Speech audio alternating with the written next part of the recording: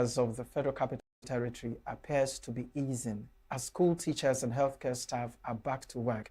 The union suspended the industrial action after a late-night meeting between the FCT Minister, ENUGU, and leaders of the organized labor.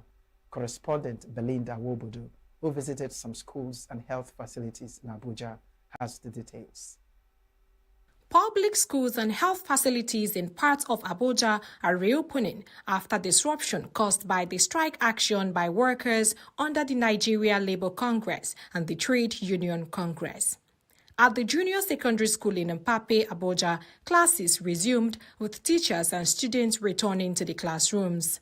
The vice principal, academics, who declined to be named, confirmed that the strike had been called off and normal academic activities had resumed.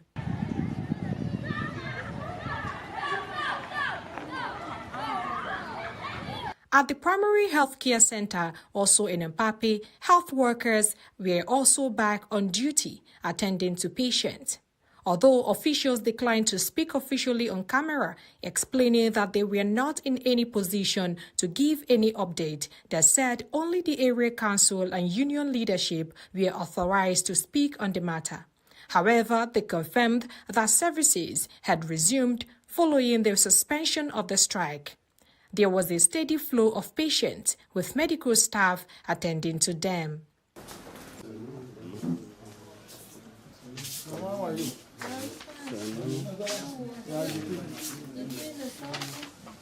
The resumption of activities follows an overnight conciliatory meeting between the FCT Minister, Nyesom Wike, and leaders of organized labor, including the NLC and TUC. The meeting, which began late Monday night and ended early Tuesday morning, resulted in an agreement to suspend the strike. As part of the resolution, both parties agreed to withdraw all pending cases at the National Industrial Court. The minister also assured workers that no one would be victimized for participating in the strike and called for unity and continued dialogue. With operations gradually returning to normal, attention now turns to how both labor unions and the FCT administration will sustain dialogue to prevent any disruption in public services. In Abuja, Belinda Wobodo for Signaturetv News. We'll go for a short break. Do stay with us. We are local. International communities observing the Whitening market is in chaos. People. We are national. Those in support of this motion as amended, say aye. Aye. We have taken it by default. We are international. Israeli airstrikes. Donald Trump left us the worst unemployment.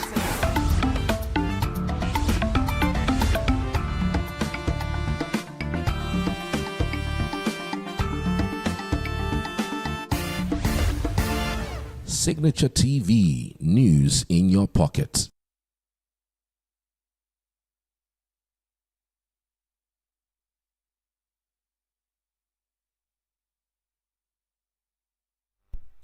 Coming up next is business news.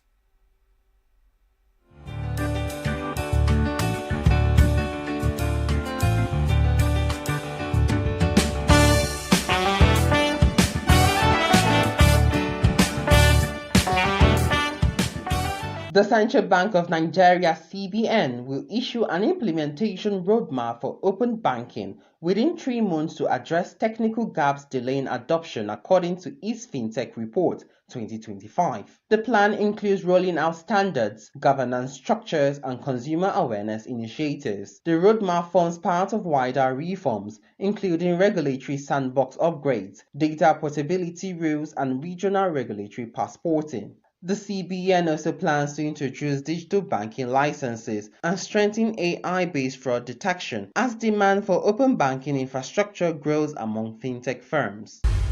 Nigeria's net foreign exchange inflow fell by 18.3% year-on-year to $48.1 billion in 9 months to September 2025, from $58.8 billion in 2024, driven by weaker inflows. Total inflows declined 15% to $83.71 billion, while outflows fell 12.2% to $35.65 billion. CBN inflows dropped sharply by 30% to $28.72 billion, while autonomous inflow fell 6.8% to $54.99 billion. Net flows through the CBN plunged 62% to $3.04 billion, while autonomous net inflows declined 11.5% to $45.02 billion. Diaspora remittance also weakened, with international money transfer operators' inflows down 15.7% to $3.22 billion. The Central Bank of Nigeria reports that Nigeria's Purchasing Managers Index (PMI) rose to 55.7 points in January 2026, indicating expansion in economic activity for the 14th consecutive month. Out of 36 subsectors surveyed, 31 recorded growth. The industrial sector expanded at 56.0 points, with 14 of 17 subsectors growing. The services sector posted 54.5 points, marking its 12th straight month of expansion, while agriculture recorded 54.2 points, extending growth to 18 consecutive months. The report also showed moderation in input and output prices, with sharper declines in output prices across the composite, services, and agriculture sectors. This is business news in global news. Chimizi Zadima reporting for Signaturetv News.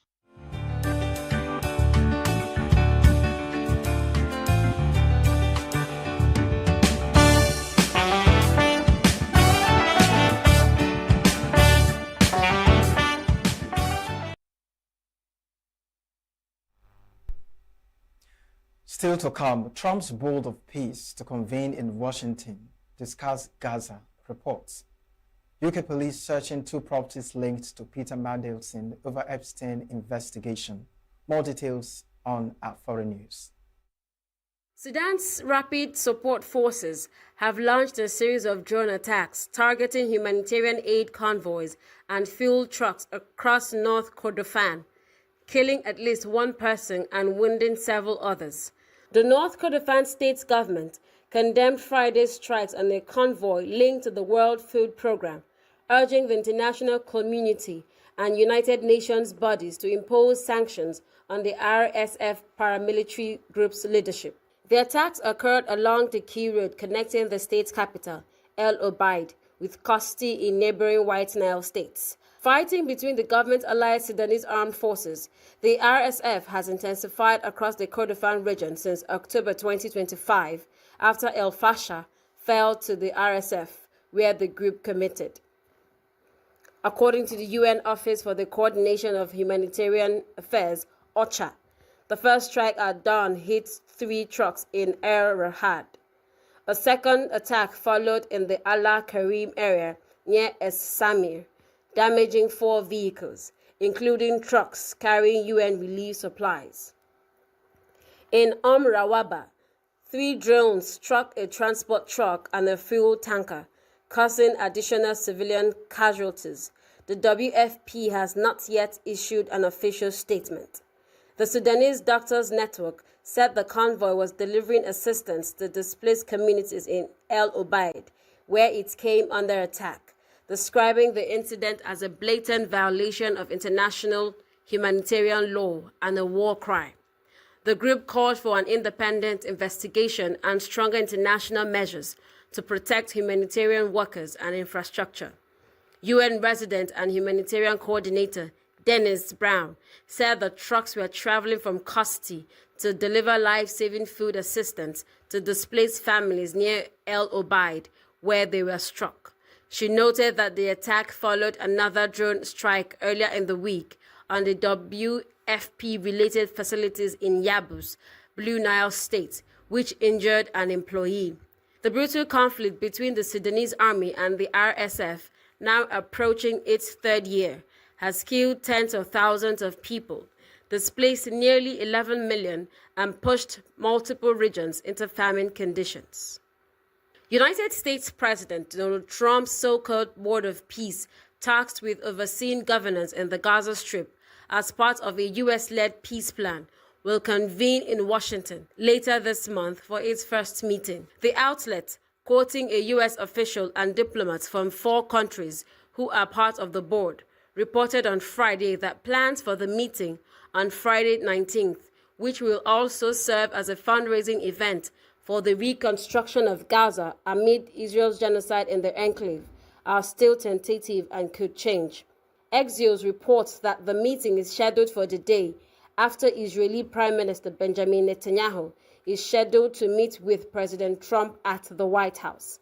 The news outlets note that if Netanyahu attends the Board of Peace meeting, it will be his first meeting with Arab and Muslim leaders since the start of Israel's war on Gaza in October 7, 2023.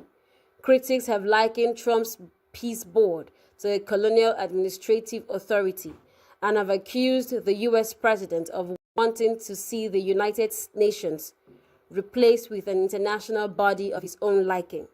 Trump has offered seats on the board to figures such as Netanyahu, the subject of an international criminal court warrant for suspected war crimes in Gaza. He has suggested that the board could help address other conflicts far beyond Gaza, undermining traditional forums for international diplomacy and cooperation, such as the UN, whose criticism has long been the subject of U.S. and Israel rivalry. The U.S. president and his allies, such as son-in-law Jared Kushner, have often spoken about Gaza as a potential future hub of tech innovation, real estate development, and international investment, while the political status and legal rights of Palestinians, as well as accountability for war crimes committed by Israeli forces against Gaza's population, have largely been an afterthought. British police said they are searching 2 properties linked to Peter Mandelson as part of their investigation into misconduct in public office, following revelations about the former UK ambassador to the US's links to the disgraced financier Jeffrey Epstein. Since the U.S. Justice Department's latest release of materials related to Epstein, Mandelson has been accused of passing on market-sensitive government information that was of clear financial interest to Epstein in the wake of the 2008 financial crisis. London's Metropolitan Police said that its officers were carrying out search warrants at the 2 addresses, one in the southern county of Wiltshire and one in Camden, a neighborhood in the north of the capital.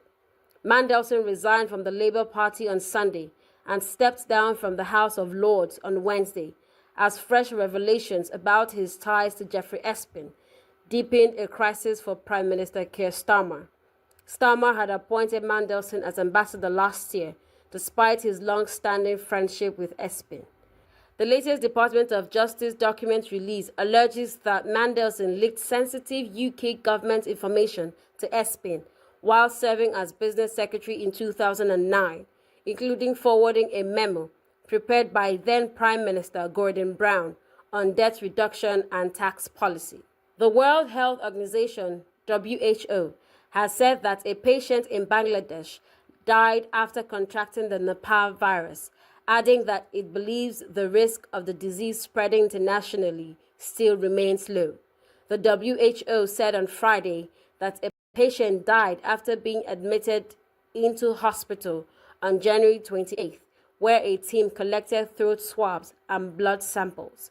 The announcement comes about a week after 2 cases were confirmed in West Bengal state in eastern India, as authorities work to contain the deadly virus that they say remains largely under control. An outbreak of the Nipah virus in India's West Bengal has heightened concerns in China and several Southeast Asian nations, prompting tighter health screening operations at airports, though the WHO said it does not recommend any travel or trade restrictions based on current information. The WHO said that the patient in Bangladesh described as a female between the ages of 40 and 50, residing in the Naoguan district, first began experiencing fever and neurological symptoms on January 21st. The patient reported no travel history but had recently consumed raw dates palm sap. An additional 35 contact persons have been tested for the virus, with no further cases yet detected. And that's it on the international news. Coming up next is sports news. The Nigeria Football Association, NFF, has postponed its annual General Assembly, earlier scheduled to hold on February 14, 2026 in ENUGU, Bayelsa State. In a notice circulated to members of Congress, the Federation announced that the Assembly has now been rescheduled for March 26, 2026. Letters informing congressmen of the change have been dispatched accordingly. Confirming the development, NFF General Secretary Dr. Mohammed Sanusi said the decision was taken after consultations and due to unforeseen circumstances. The West African Football Union B, WAFUB, has announced a high-level seminar to under-17 coaches across the region. The three-day program, scheduled to hold from February 8th to 10th in Abidjan, Côte d'Ivoire, will bring together 14 coaches drawn from member federations, including Nigeria, Ghana, Niger, Burkina Faso, Ivory Coast, Togo, and Benin. According to WAFUB, the seminar is designed to strengthen technical capacity and harmonize coaching standards at youth level across the zone. Participants will undergo intensive sessions on modern training methodologies, tactics and game intelligence, mental preparation, refereeing education, and pathways to CAF coaching licenses. The initiative is part of WAFUB's broader strategy to develop elite grassroots coaching structures and prepare the next generation of West African football talent through standardized education and high-performance training frameworks. Kun Khalifat FC has reversed their decision to withdraw from the Nigeria Premier Football League, NPFL, returning to the competition less than 24 hours after announcing their exit over what they described as unfair disciplinary measures. The Owerri-based club confirmed their reinstatement on Thursday following a meeting with the league management board, which they said resulted in a positive resolution of all outstanding issues.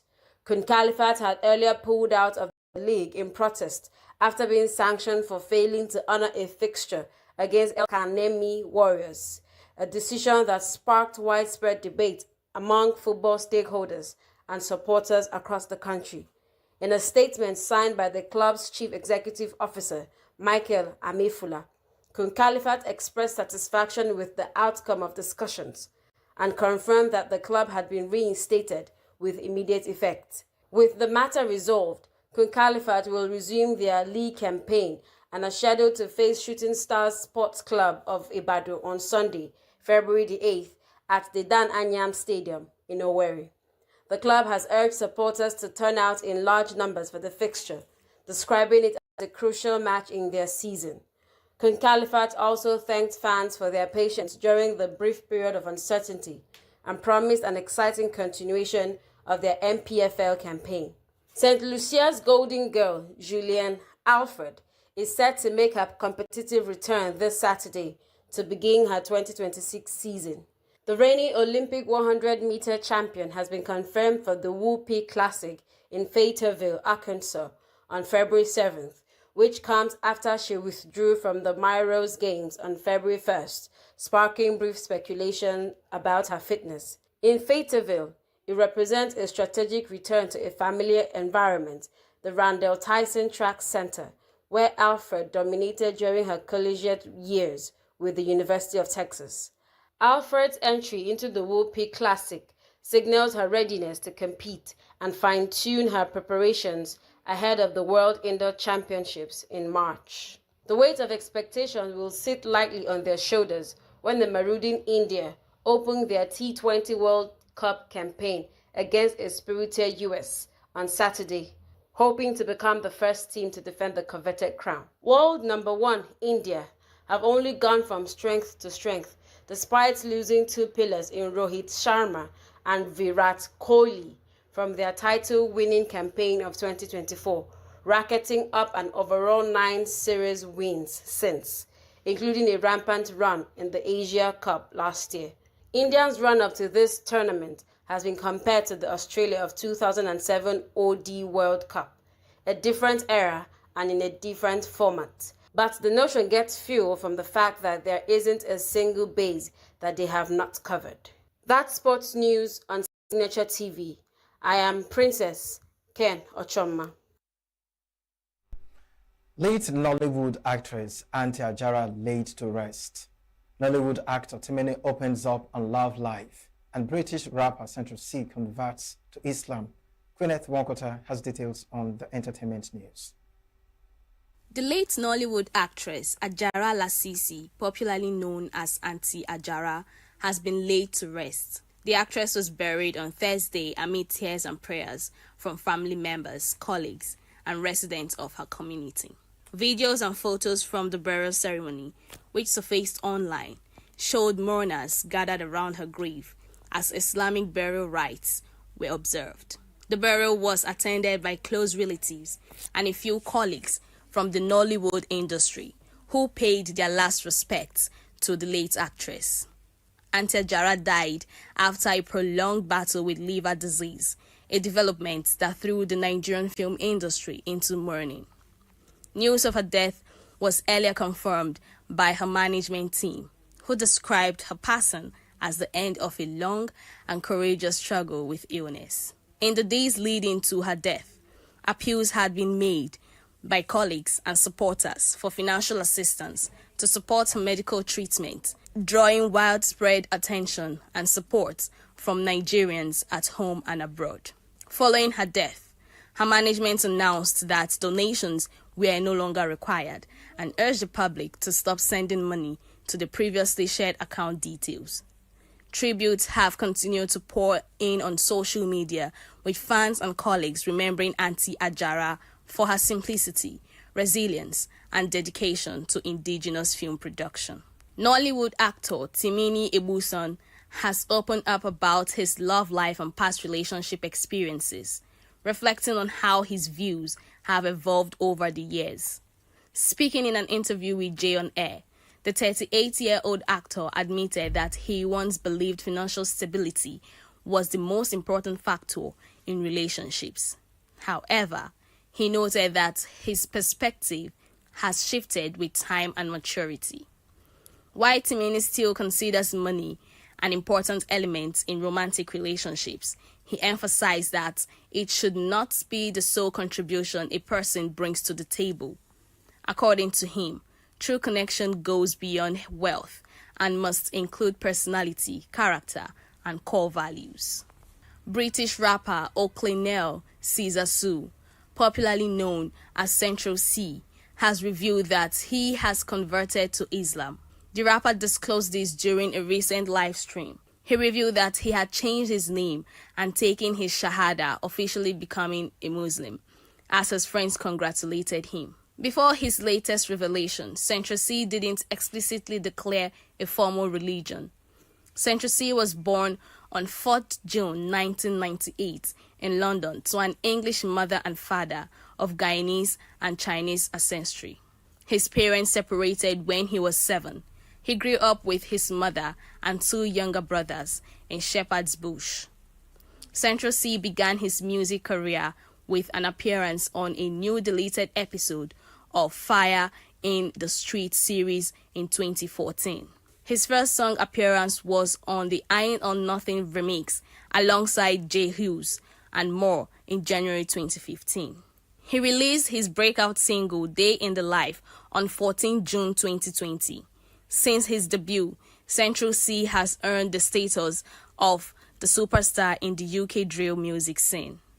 And that's the entertainment news. Gwyneth Wonkota, Signaturetv News. That's the news this hour. I am Christopher Lele. Thanks for watching.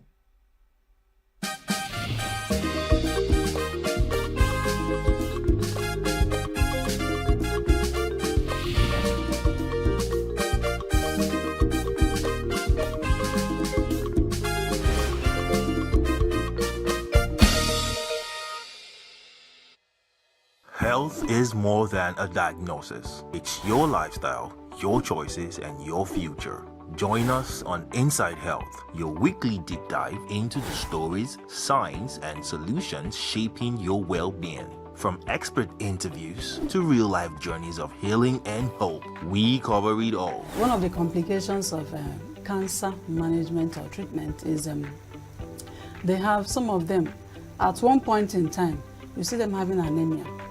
Okay, so you see them at times being transfused. But at the same time, you come in with a diet. Nutrition, mental health, innovations in medicine, fitness, and everyday wellness. Whether you're managing a condition, staying informed, or just living your best life, Inside Health is your trusted guide. I'm Signaturetv, and I'll be with you every week on Inside Health, only on Signaturetv.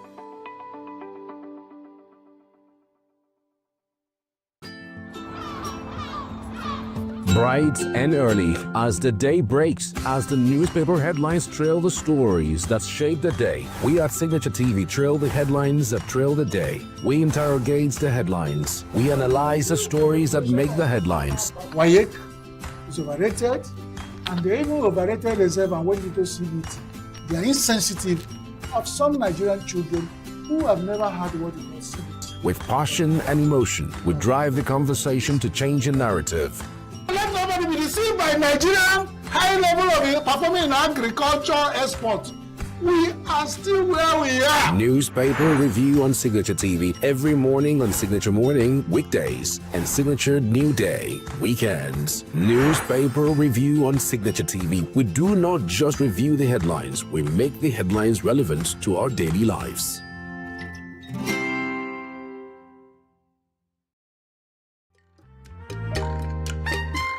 The way we see the world shapes the way we change it. Gender isn't just a checkbox, it's a lens. One that helps us understand the world more deeply and act more fairly. Gender Perspectives, a program for those ready to see more, do more, and be more. Designed to challenge assumptions, ignite conversations, and build inclusive solutions across every sector of society. We are not, fighting the men. We are not saying we are equal in terms of rights. We're only asking they should recognize our existence. Join us on Gender Perspectives, showing every Saturday by 4 p.m. Repeat every Wednesdays by 5 p.m. and Thursdays by 3 p.m. Change begins with perspective. Let's widen yours.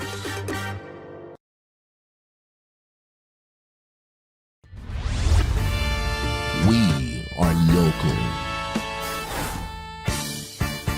International communities observing every Why the main market is in chaos.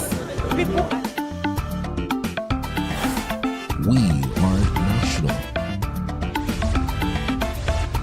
Those in support of this motion as amended, say aye. Aye. We have taken the bill by default. We are international. Israeli airstrikes. Donald Trump left us the worst unemployment.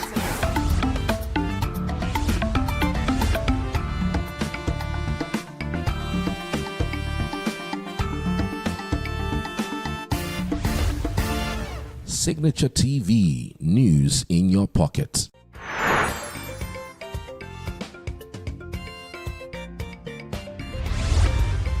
Signaturetv, news in your pocket.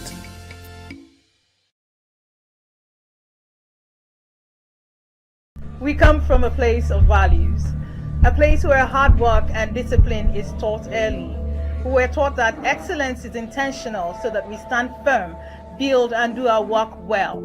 Rooted in the knowledge of our origins and the strength of our people, our stories are shaped by resilience, our paths are built on consistency. From the hands that create with precision, skills live here, creativity thrives here, excellence is practiced here, where every detail matters. We tell our stories with clarity and share our truths with confidence.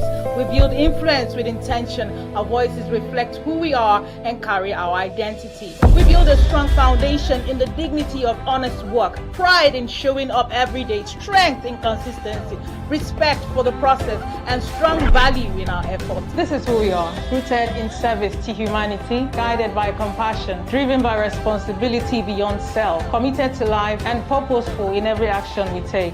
It is not just a conversation, it is representation, it is preparation, it is intention made visible, and it is history taking shape from the dream team. We can do it. February 14th, 2026. International Conference Center, ICC. This is bigger than one person. This is about all of us. You are invited.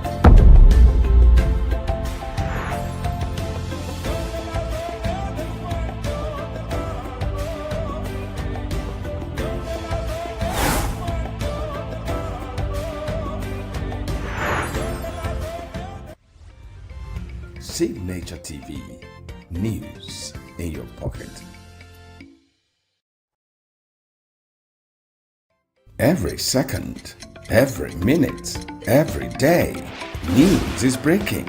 Events occur and there are new developments. At Signaturetv, we follow these stories objectively, bringing all sides without bias, explaining the complex issues, breaking down the numbers, and investigating the issues behind the news. Anywhere and everywhere, near or far, wherever the news is, we will be there. Signaturetv, news in your pocket.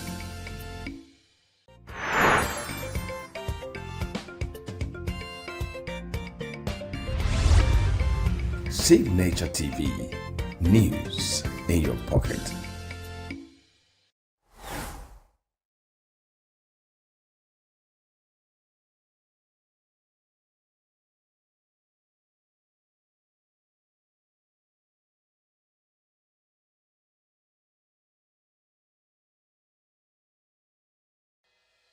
Health is more than a diagnosis. It's your lifestyle, your choices, and your future.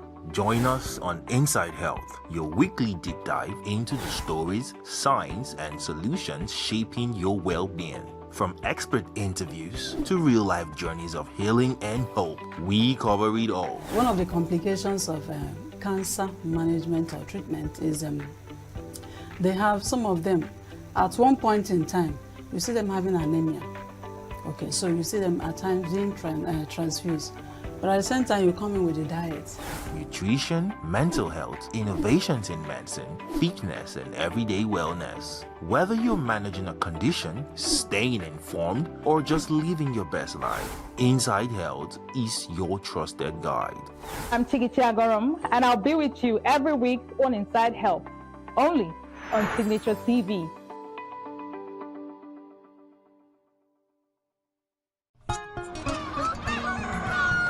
New every morning on Signaturetv, we open the day for you with needed energy, information, and required vibes to shape your day. From sizzling snippets of stories in various areas of life to intriguing conversations with net worth guests. When you have people who have no track record becoming your leaders, you have a problem. There's no outstanding gratuity when Obi took over from me. I left in all the accounts of Anambra State 13.8 billion for him.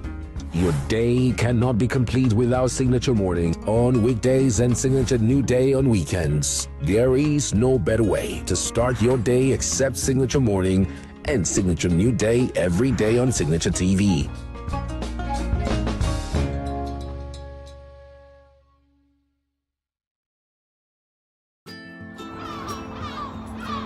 Bright and early as the day breaks, as the newspaper headlines trail the stories that shape the day. We at Signaturetv trail the headlines that trail the day. We interrogate the headlines. We analyze the stories that make the headlines. WAEC is overrated, and they even overrated themselves and went into CBT. They are insensitive of some Nigerian children who have never had what is called CBT. With passion and emotion, we drive the conversation to change a narrative. Let nobody be deceived by Nigerian high level of performing in agriculture export. We are still where we are. Newspaper review on Signature TV every morning on Signature Morning, weekdays, and Signature New Day, weekends. Newspaper review on Signature TV. We do not just review the headlines, we make the headlines relevant to our daily lives.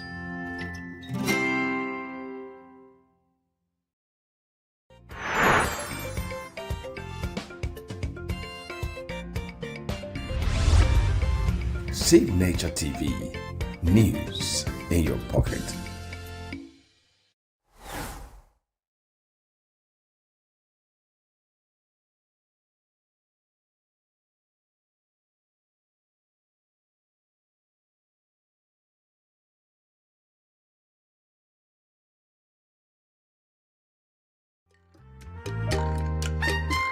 The way we see the world shapes the way we change it. Gender isn't just a checkbox, it's a lens. One that helps us understand the world more deeply and act more fairly. Gender Perspectives, a program for those ready to see more, do more, and be more. Designed to challenge assumptions, ignite conversations, and build inclusive solutions across every sector of society. We are not, fighting the men. We are not saying we are equal in terms of rights. We're only asking they should recognize our existence. Join us on Gender Perspectives, showing every Saturday by 4 p.m. Repeat every Wednesdays by 5 p.m. and Thursdays by 3 p.m. Change begins with perspective. Let's widen yours.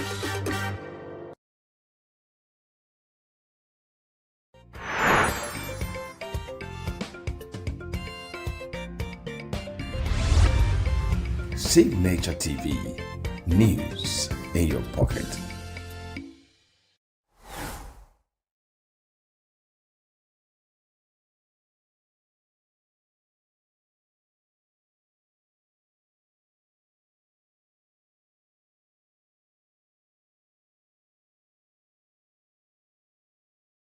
We come from a place of values, a place where hard work and discipline is taught early.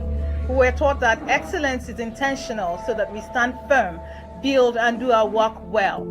Rooted in the knowledge of our origins and the strength of our people, our stories are shaped by resilience, our paths are built on consistency. From the hands that create with precision, skills live here, creativity thrives here, excellence is practiced here, where every detail matters. We tell our stories with clarity and share our truths with confidence. We build influence with intention. Our voices reflect who we are and carry our identity. We build a strong foundation in the dignity of honest work, pride in showing up every day, strength in consistency, respect for the process, and strong value in our efforts. This is who we are. Rooted in service to humanity, guided by compassion, driven by responsibility beyond self, committed to life, and purposeful in every action we take. It is not just a conversation, it is representation, it is preparation, it is intention made visible, and it is history taking shape from the dream team. We can do it. February 14th, 2026. International Conference Center, ICT. This is bigger than one person. This is about all of us. You are invited.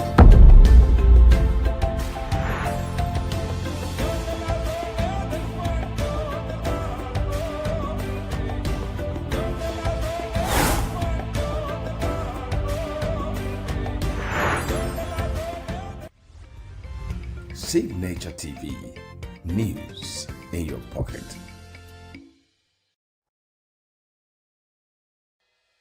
Health is more than a diagnosis. It's your lifestyle, your choices, and your future. Join us on Inside Health, your weekly deep dive into the stories, science, and solutions shaping your well-being. From expert interviews to real-life journeys of healing and hope, we cover it all. One of the complications of cancer management or treatment is they have some of them, at one point in time, you see them having anemia. Okay, so you see them at times being transfused. But at the same time, you come in with the diet. Nutrition, mental health, innovations in medicine, fitness, and everyday wellness. Whether you're managing a condition, staying informed, or just living your best life, Inside Health is your trusted guide. I'm Signaturetv, and I'll be with you every week on Inside Health, only on Signaturetv.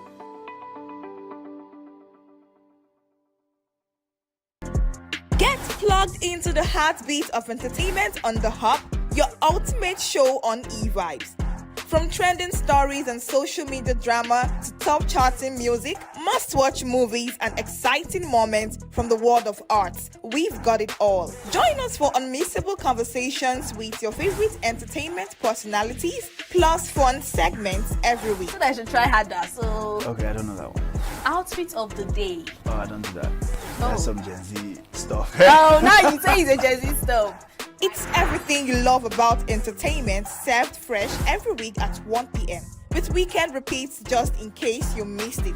The Hub's on e-vibes, where the vibes never stop. Only on Signaturetv.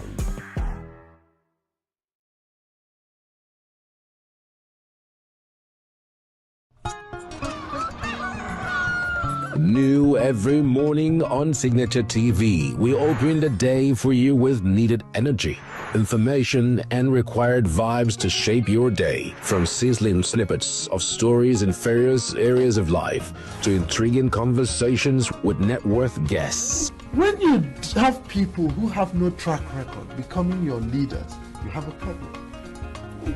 There's no outstanding gratuity when Obi took over from me. I left in all the accounts of Anambra State 13.8 billion for him. Your day cannot be complete without Signature Morning on weekdays and Signature New Day on weekends. There is no better way to start your day except Signature Morning and Signature New Day every day on Signaturetv.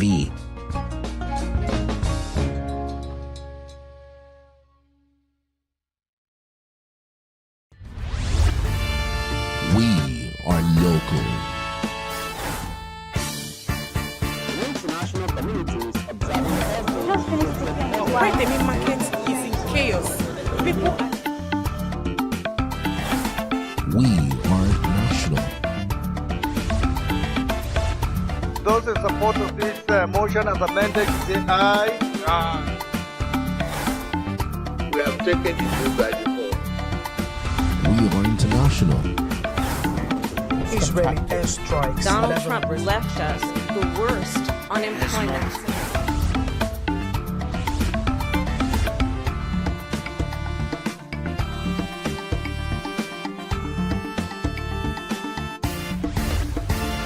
Signaturetv, news in your pocket.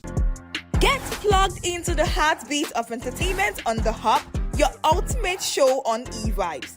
From trending stories and social media drama to top charting music, must-watch movies and exciting moments from the world of arts, we've got it all. Join us for unmissable conversations with your favorite entertainment personalities, plus fun segments every week. I should try harder, so... Okay, I don't know that one. Outfit of the day. Oh, I don't do that. That's some Gen Z stuff. Oh, now you say it's a Gen Z stuff. It's everything you love about entertainment, served fresh every week at 1 p.m. with weekend repeats just in case you missed it. The Hub's on e-vibes, where the vibes never stop. Only on Signaturetv.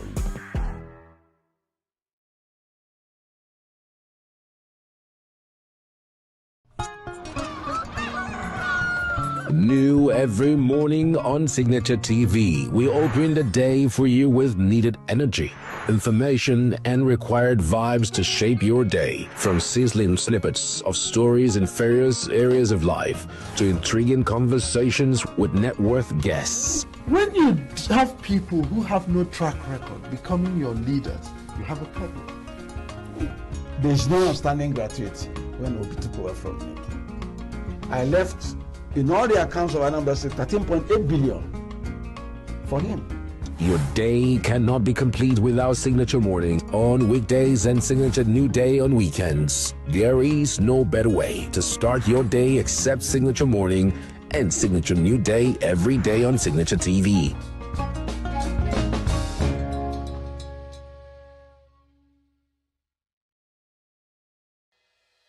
Health is more than a diagnosis. It's your lifestyle, your choices, and your future. Join us on Inside Health, your weekly deep dive into the stories, science, and solutions shaping your well-being. From expert interviews to real-life journeys of healing and hope, we cover it all. One of the complications of cancer management or treatment is they have some of them at one point in time, you see them having anemia. Okay, so you see them at times being transfused. But at the same time, you come in with a diet. Nutrition, mental health, innovations in medicine, fitness, and everyday wellness. Whether you're managing a condition, staying informed, or just living your best life, Inside Health is your trusted guide. I'm Signaturetv, and I'll be with you every week on Inside Health, only on Signaturetv.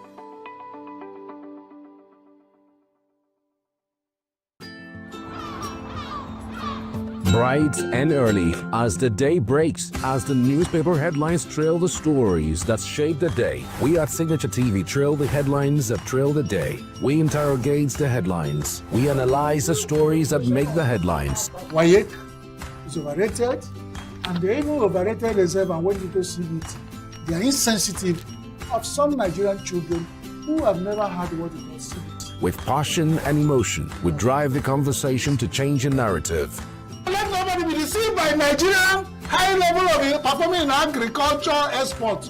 We are still where we are. Newspaper review on Signature TV every morning on Signature Morning, weekdays, and Signature New Day, weekends. Newspaper review on Signature TV. We do not just review the headlines, we make the headlines relevant to our daily lives.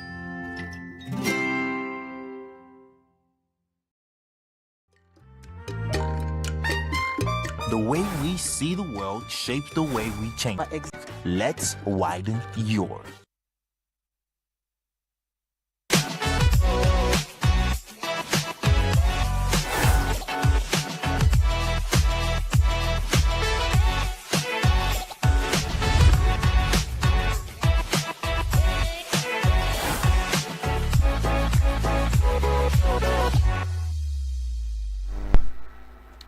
Good day, Nigeria. Welcome to E-Vibes, the entertainment show on Signature TV. I'm your baby girl, Queenette. Welcome to here. I tend to give you interesting stories, top chatting drama from the world of art, movie, music, literally everything that has to do with the entertainment industry and, of course, social media. Today I have interesting stories, and today being Thursday, we'll be looking at some fashion reviews. And then we have an interview which we'll be reviewing to you also. But first of all, let's talk about the trendings of the day. American YouTuber and global live stream sensation Daring Jason Watson Jr., popularly known as iShowSpeed, has officially become a Ghanaian citizen after completing a month-long tour across Africa. The development was announced by Ghana's Ministry of Foreign Affairs, Sam Okudzo Ablaka, who revealed that the 21-year-old influencer was issued a Ghanaian passport following official confirmation of what he described as iShow's irrefutable ties to the country. The granting of citizenship is set to align with Ghana's Beyond the Return initiative, a program designed to strengthen connection with the African diaspora and encourage people of African descent to formalize their ties with the country. According to the ministry, the decision came after engagements that underscored the streamer's deepening relationship with Ghana and the African continent, driven largely by his cultural interaction and public content. Ablakwa also commended the YouTuber for projecting Ghana and Africa in a positive light to a global audience, describing him as a fitting ambassador for the continent. iShowSpeed recently wrapped up his Africa tour, which kicked off on December 29, 2025 and spanned 20 Africa countries. During the tour, he used his live stream to spotlight the continent's culture, tourism, technology, and everyday experiences to his more than 50 million YouTube subscribers, contributing to efforts to counter stereotype and reshape international perception of Africa. Now, this one is very, very quite interesting. I mean, I was so surprised and like, wow, you know. But I was disappointed too. I'm not saying that Nigeria did not, you know, do something when he came. But just like Remi said, that nothing actually talked about Nigeria when he came to Nigeria. He was disappointed, the same way I was too, right? When you look at the tour of Aisho's Speed in Ghana, you would see beautiful things that happened, right? They showcased their culture, their tourism, their food, everything. They even gave him an apparel, you know, the Ghana apparel and all that. In Nigeria, I don't know what really happened.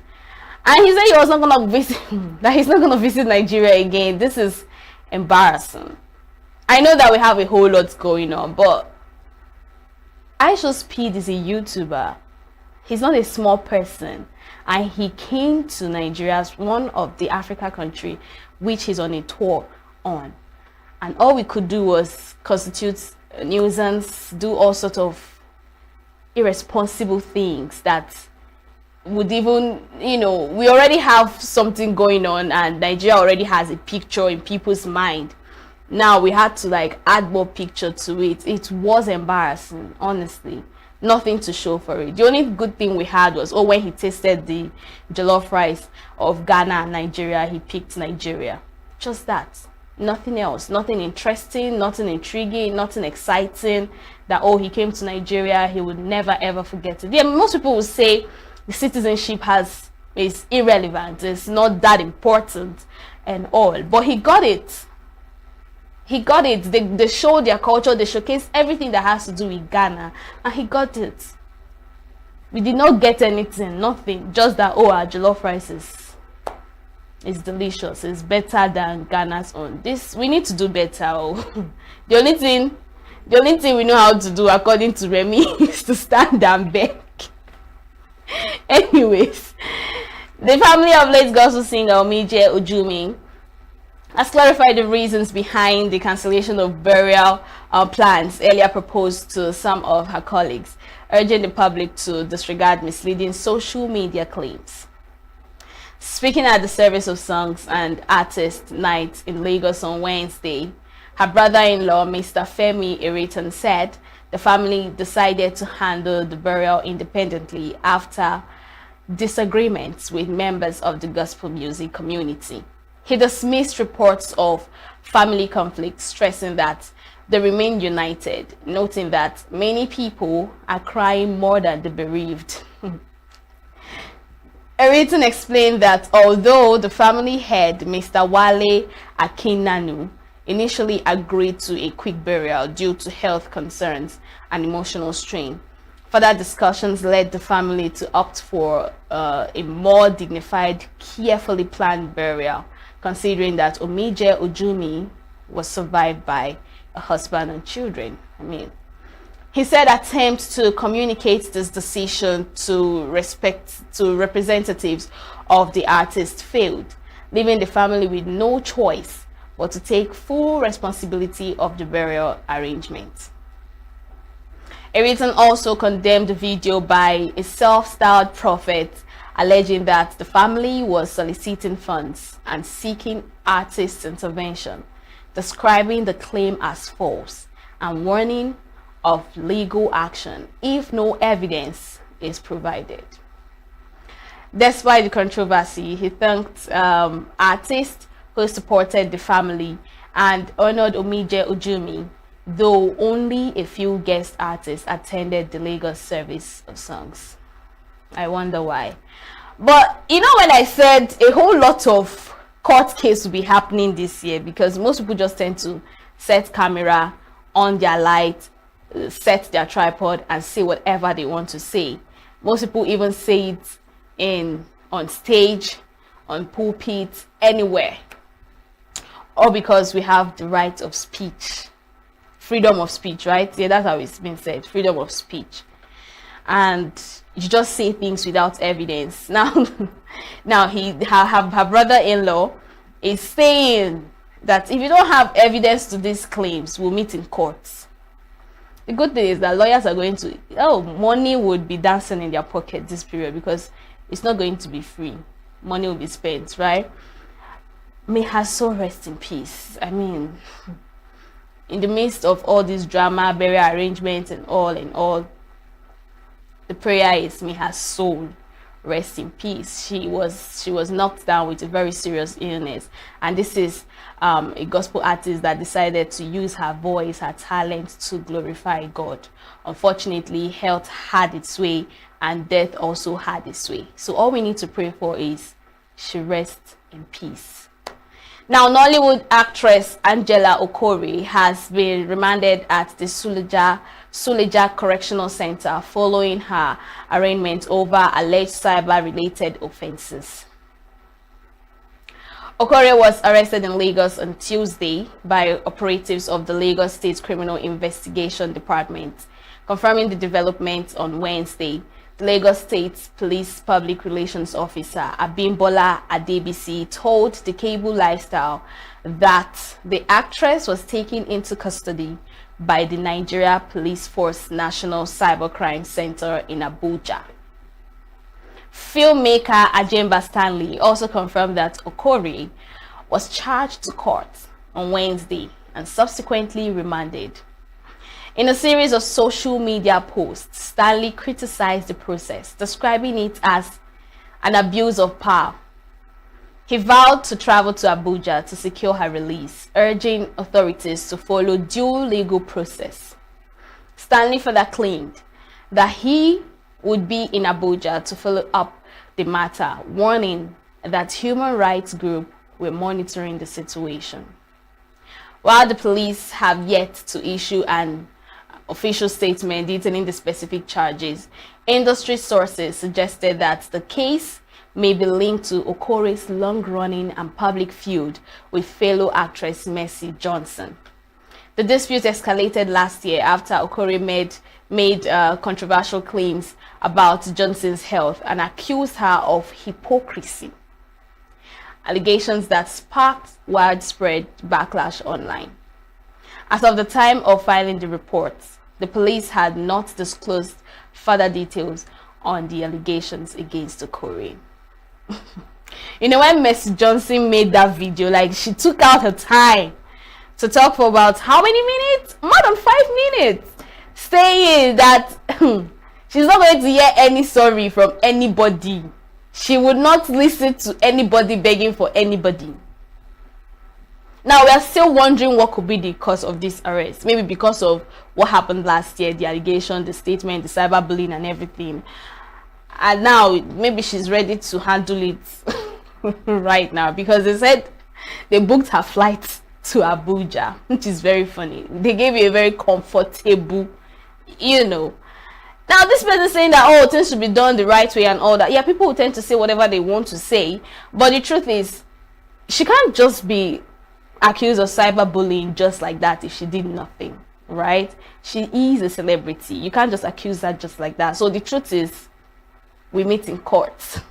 This statement, we meet in court, is going to trend so much this year because a whole lot of people will be taken to Kirikiri, whether they like it or not. So we should all be guided in what we say, what we do, at this point, in where you look. And if you tend to do something that at the end of the day you realize yourself that, oh my god, what I did is wrong, even though you're getting views, comments, followership and all, just go back and say, I'm sorry, I didn't mean it, it wasn't normal, it was, the way Kanye did his own, the way Nkechi Blessing did her, just go back and apologize, because the internet do not forget. It will always come back. The traces will always come back. And we're talking about human beings' feelings, emotionally, psychologically, and even physically. Even their job is at risk. So you don't just come out and do things, say things, and then you expect to go scot-free. Mercy Johnson made it clear that, no, nobody is coming to beg me for anybody. I'm not going to listen. You would do your thing, your begging in court. Discuss with the judges, right? Because If you don't have concrete evidence and reasons to your actions, I'm very sorry for you. It will not all go well with you. So let's all, every single person, be guided. Watch what you say on social media, because nobody's taking it like to anybody again. No.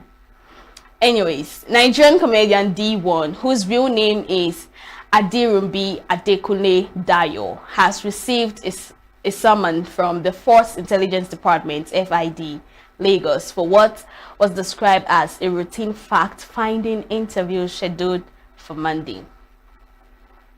The invitation follows a viral video in which D1 reacted to President Bola Tinubu's reported stumble in Turkey on January 27. In the video, the comedian compared Tinubu to past Nigerian leaders, urging the president to rest, and appealed to his son, Sheyi Tinubu, to persuade him. A former Big Brother Naija housemate D1 appeared unconcerned by the summon, sharing that he intends to honor the invitation. He was seen dressed in Nigeria-branded attire, projecting confidence despite mixed reactions online. The development has sparked debate on social media, with users questioning the boundaries of free speech and political commentary in Nigeria. The same thing I'm saying. You see? Now let's listen to what he said.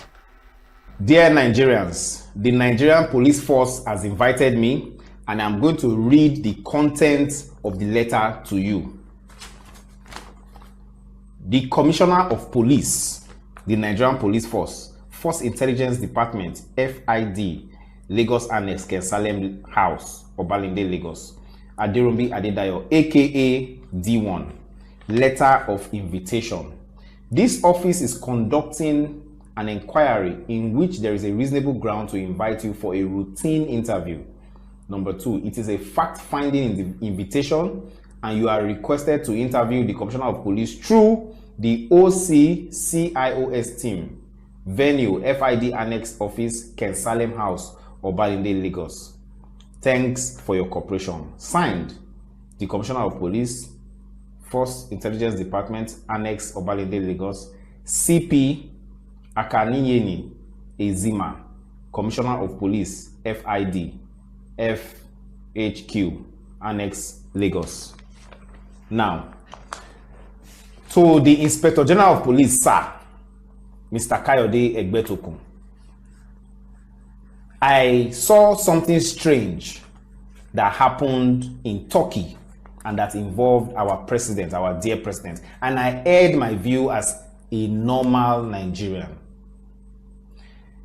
If it is about my video yesterday, because I've had a lot of calls, a lot of people have said different things. D1 is cyberbullying. You should have mentioned the president's son. You should have talked about the president.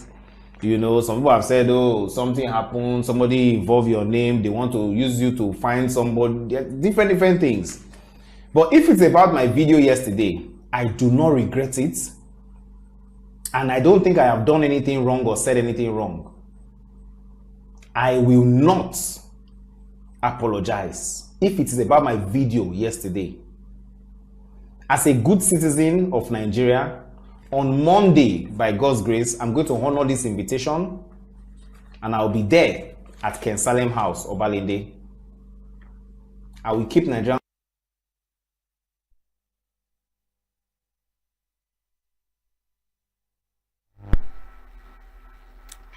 All right, you heard what he said. The whole freedom of speech thingy. Now they're summoning him to the police station for interview and questioning and all. Let's see how that goes on Monday. Okay, that's all I have for you in the news segment. This hour, go on a short break, and up next is fashion review. So stay with us. Get plugged into the heartbeat of entertainment on The Hub, your ultimate show on eVibes.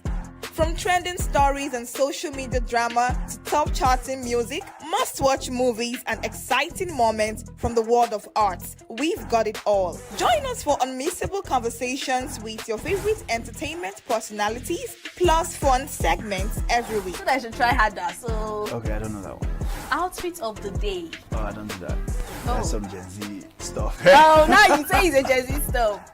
It's everything you love about entertainment, served fresh every week at 1 p.m. with weekend repeats just in case you missed it. The Hub's on E-Vibes, where the vibes never stop. Only on Signature TV. Welcome back. In case you missed, we just finished the news segment, the part where we tend to tell you the trending stories happening in the entertainment industry. Right now, this is the fashion review segment, and on today's edition of Fashion Review, we're taking you to South Africa for the Bridgerton Season 4 premiere, where Nigerian celebrities brought their A game on the red carpet. Let's dive into the standout outfits and see who truly slayed the night. So first on the list is Shine Rossman. We know her as an actress, a very beautiful one at that. So let's take a look at her outfit.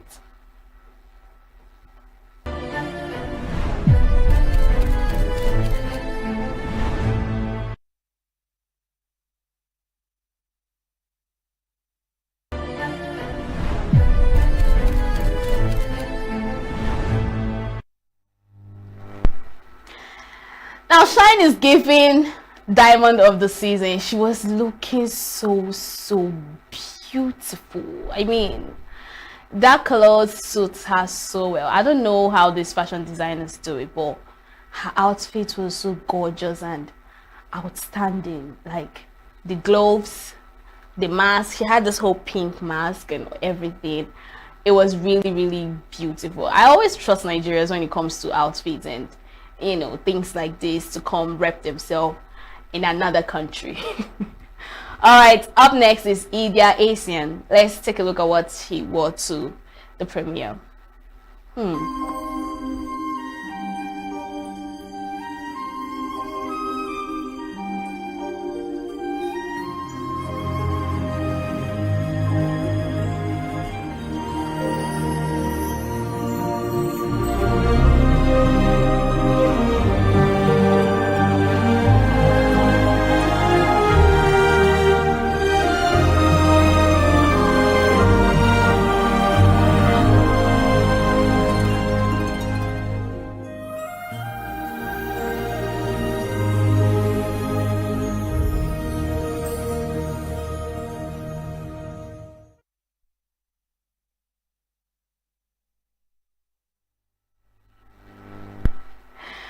So, Idia was given, what do I call her now? You know, her outfit is giving royalty, right? I almost called her Queen Charlotte, right? I almost called her, what's this Bridgerton, Mrs. Bridgerton, I've forgotten her name. You know the fun fact, I just started that movie, it came out today, so I just started it. Lady Dunbury, yes, that's the name I'm looking for. She's giving this whole the Duke's wife, right? I don't know, but it's so beautiful and elegant. That's one thing I love about this whole Bridgerton outfit and all. The only thing that they tend to showcase is the upper part of their body, which is the cleavage for ladies, but they tend to cover other parts of their body, which gives you that elegancy as a lady. I'm right. I know I'm right. All right. Up next is Daniel Etim. I mean, the men was not out of it. They outdid themselves. Daniel did a great job. In fact, Daniel had to give us a whole lot of details of how he came out of his car, went to his fashion designer's place, went for his fitting and all. And then I wasn't expecting less because, yeah, they would say men's outfit is the color and all the details and everything, stones and all, it's just beautified. But it's not even easy to walk in that apparel. You need to have the aura for it. You need to have the composure for it. You need to have the body for it, right? Because there are people that will fit into the outfit and it's not even giving at all. So yes, that is Daniel Etim Effiong going for his fitting, and he outdid himself. So let's take a look at it.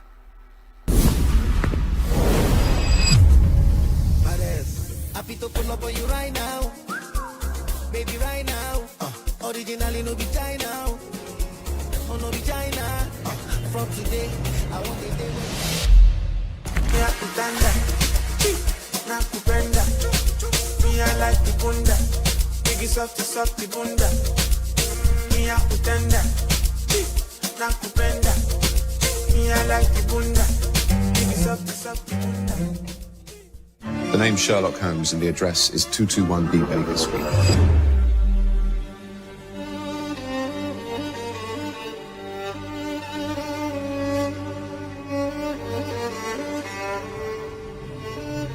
Power resides where men believe it resides. It's a trick, a shadow on the wall.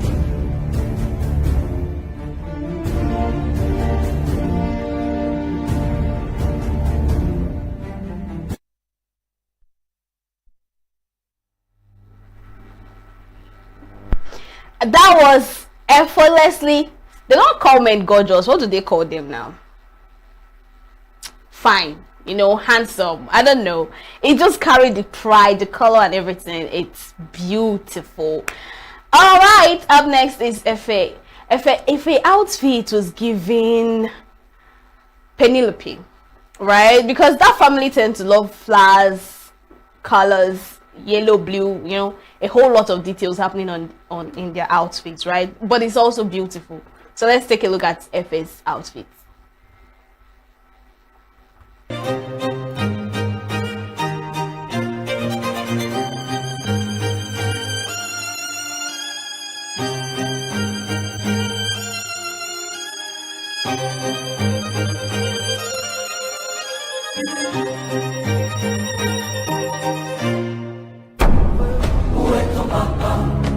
Dis-moi et ton papa, sans même devoir lui parler, c'est ce qui ne va pas. Ah sacré papa, dis-moi où es-tu caché? Ça doit faire au moins 1000 fois que j'ai compté mes doigts. Hey. Où t'es papa, où t'es? Où t'es papa, où t'es? Où t'es papa, où t'es? Où t'es, où t'es papa, où t'es? You see what I mean by she's giving Penelope and all, but it's so beautiful, and the whole details on her hair. She was trying to do Queen Charlotte's hair design. Queen Charlotte's, aside from her outfit, her hair is telling a story. It's either birds that are eating or giving birth or doing one thing or the other, or someone building a house or one thing like that, right? That was what her hair details was trying to give. And for her outfit, it's giving nature, flowers, trees, leaves, and everything beautiful. I don't know, but she's also giving diamond of the season.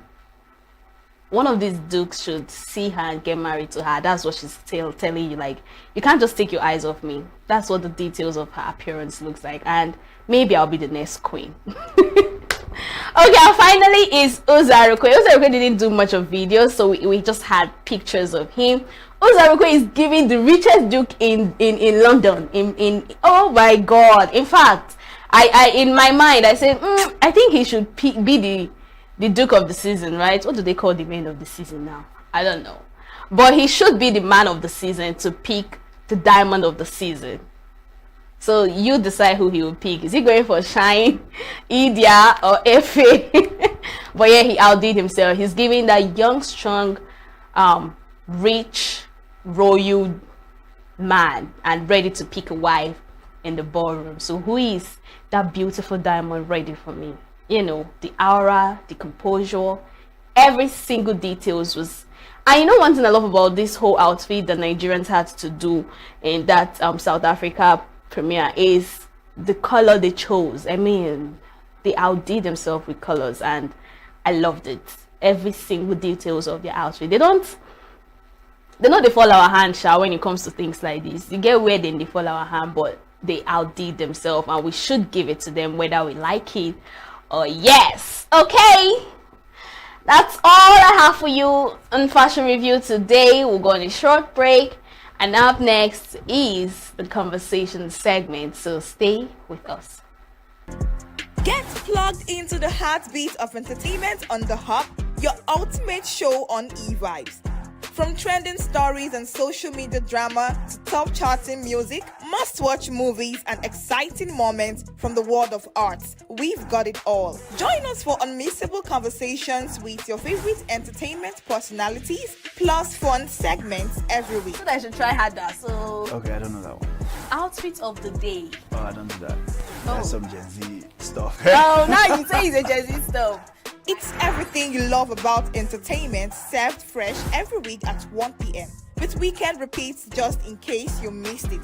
The Hubs on E-Vibes, where the vibes never stop. Only on Signature TV. Is your phone on portrait? If it's on portrait, please put it on landscape. Okay, a landscape. Oh, thank you. This work. Back it up. It's hold on, just a minute. All right. So while you're doing that, so we wouldn't take much of our viewers' time, right? Okay. Why is the Yuletide period considered the most lucrative for Nollywood releases? Okay. It's let's say this for Nollywood filmmakers. It's been the end of the year. It's a very remarkable time for those of us in the southern part of the country. All over the world, it's a remarkable time for everybody. It's a time where everybody wants to relax, spend time with family, go out. The loved ones you've not seen for a very long time, go out. And for Easterners, Easterners during the period, you'll be asked if you're going to your village, if you're going home, and all that. So most people travel. There is a lot of influx to the communities, to the villages, to meet with family. So actually, I feel a village is any place you can go stay with your family. That's what I feel a village is, a community. So a lot of people go meet their family during this Christmas period. So, and during that period, they tend to spend quality time with them. And one of those quality times includes going to see movies, going to fun places, going hanging out basically. So, and due to that particular strategic move, a lot of people realize it's no longer a trial and error again for Nollywood filmmakers. Everybody in Nollywood knows now that any film that you can drop during the Christmas period is going to make up to minimum 200 million. As far as you have the slot to take your film to the cinema during this Christmas period, they're going to make up to 200 million. We see a rundown of, okay, the first time someone was able to even get up to ₦1 billion during the cinema run was in 2023. Funke the Tribe Called Judah, and it was a massive hit. It was like, oh, this is wonderful, this is remarkable. And now fast forward to this year, we have something like that again.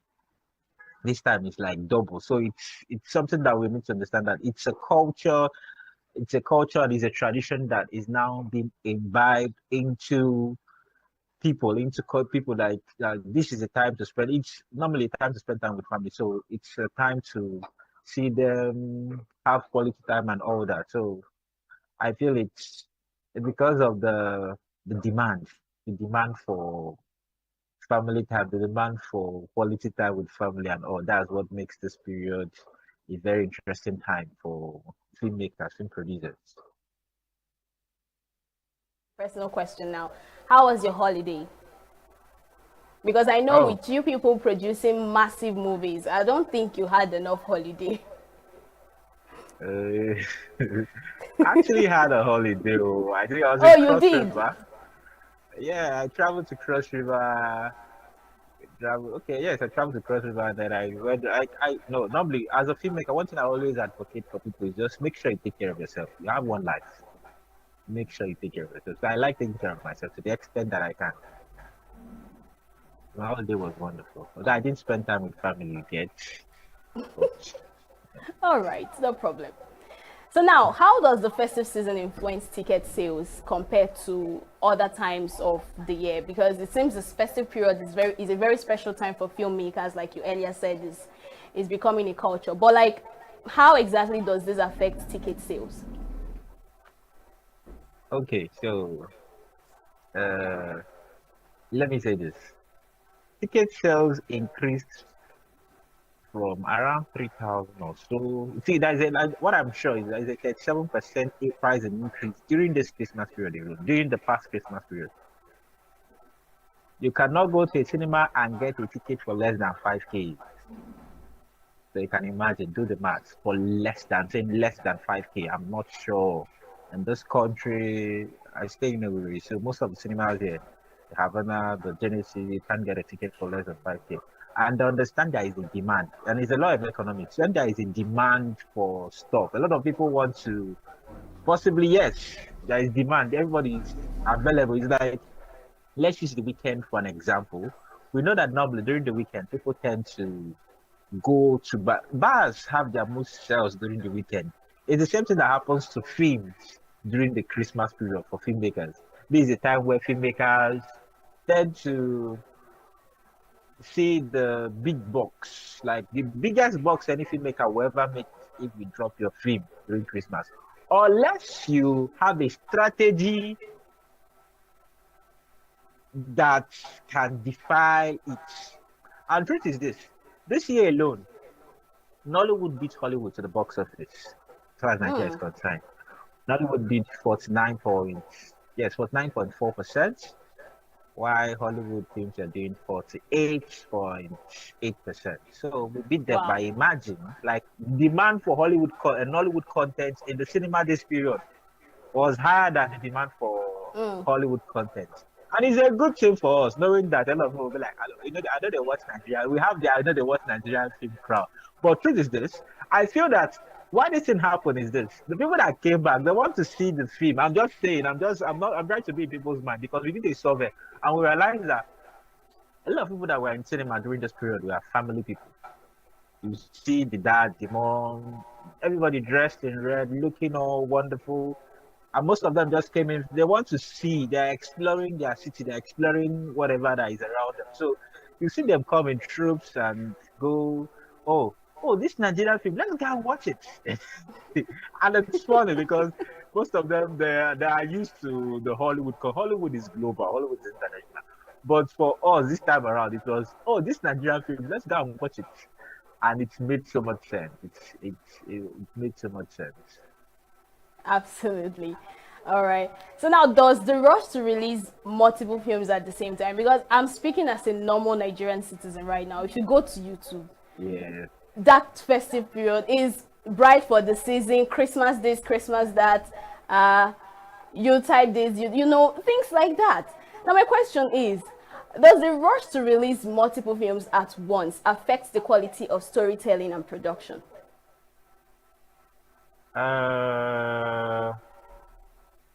Truth is this, anybody that is planning for a December film release, I'm not shocking anybody, but truth is, films that will be released this December, 2026 December, they already have their slots. They know the title of the films. Most of them, they know the filmmaker bringing the film to the cinema. So you don't wake up in the morning and decide I want to do a December release. Who are you? Are you Funka Kindele? Are you AY? Are you Ramsunua? So you don't just wake up one morning and decide, I want to release a film. Like, you wake up sometime in September, be like, I want to do a film, I'll release it December. You were waking up in September, you came late. You should be planning for 2028 December. Should be planned, because even the 2027 December, the slots are already, it's a strategy for cinemas, because they know that if filmmakers don't do quality films that make people to come to the cinema, cinemas won't have audiences. Like today is a Wednesday, go to a cinema today, this is a midweek, step into a cinema. There are films showing, but you can imagine the crowd drops during during the Christmas period. Let me know this, during the Christmas festive period, the crowds, and like every day is a holiday. When I talk about the Christmas, it's not like it's just the Christmas period.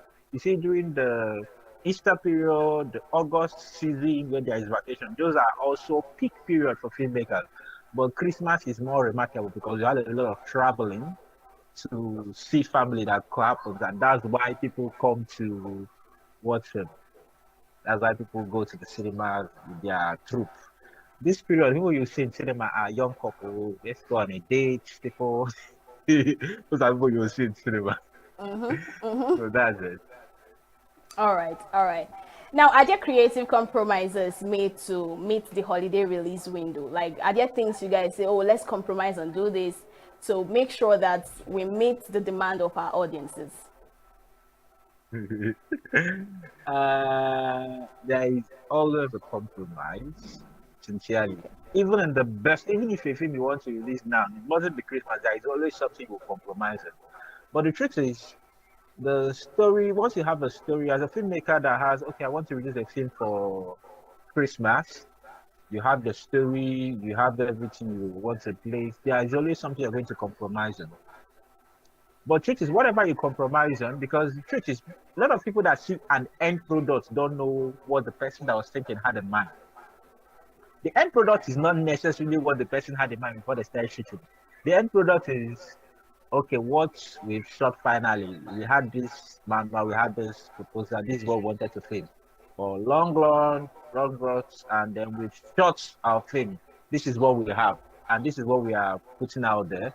So because of that, there will be compromises, but that does not mean people are not necessarily rushing to compromise on big budget films, because December releases of film going to cinemas are big budgets, and people wouldn't want to rush because a lot of people because people, if you check, many people that are dropping films during the December period are not filmmakers that just stepped out of that the what I call them. I don't know if I should call them the veterans.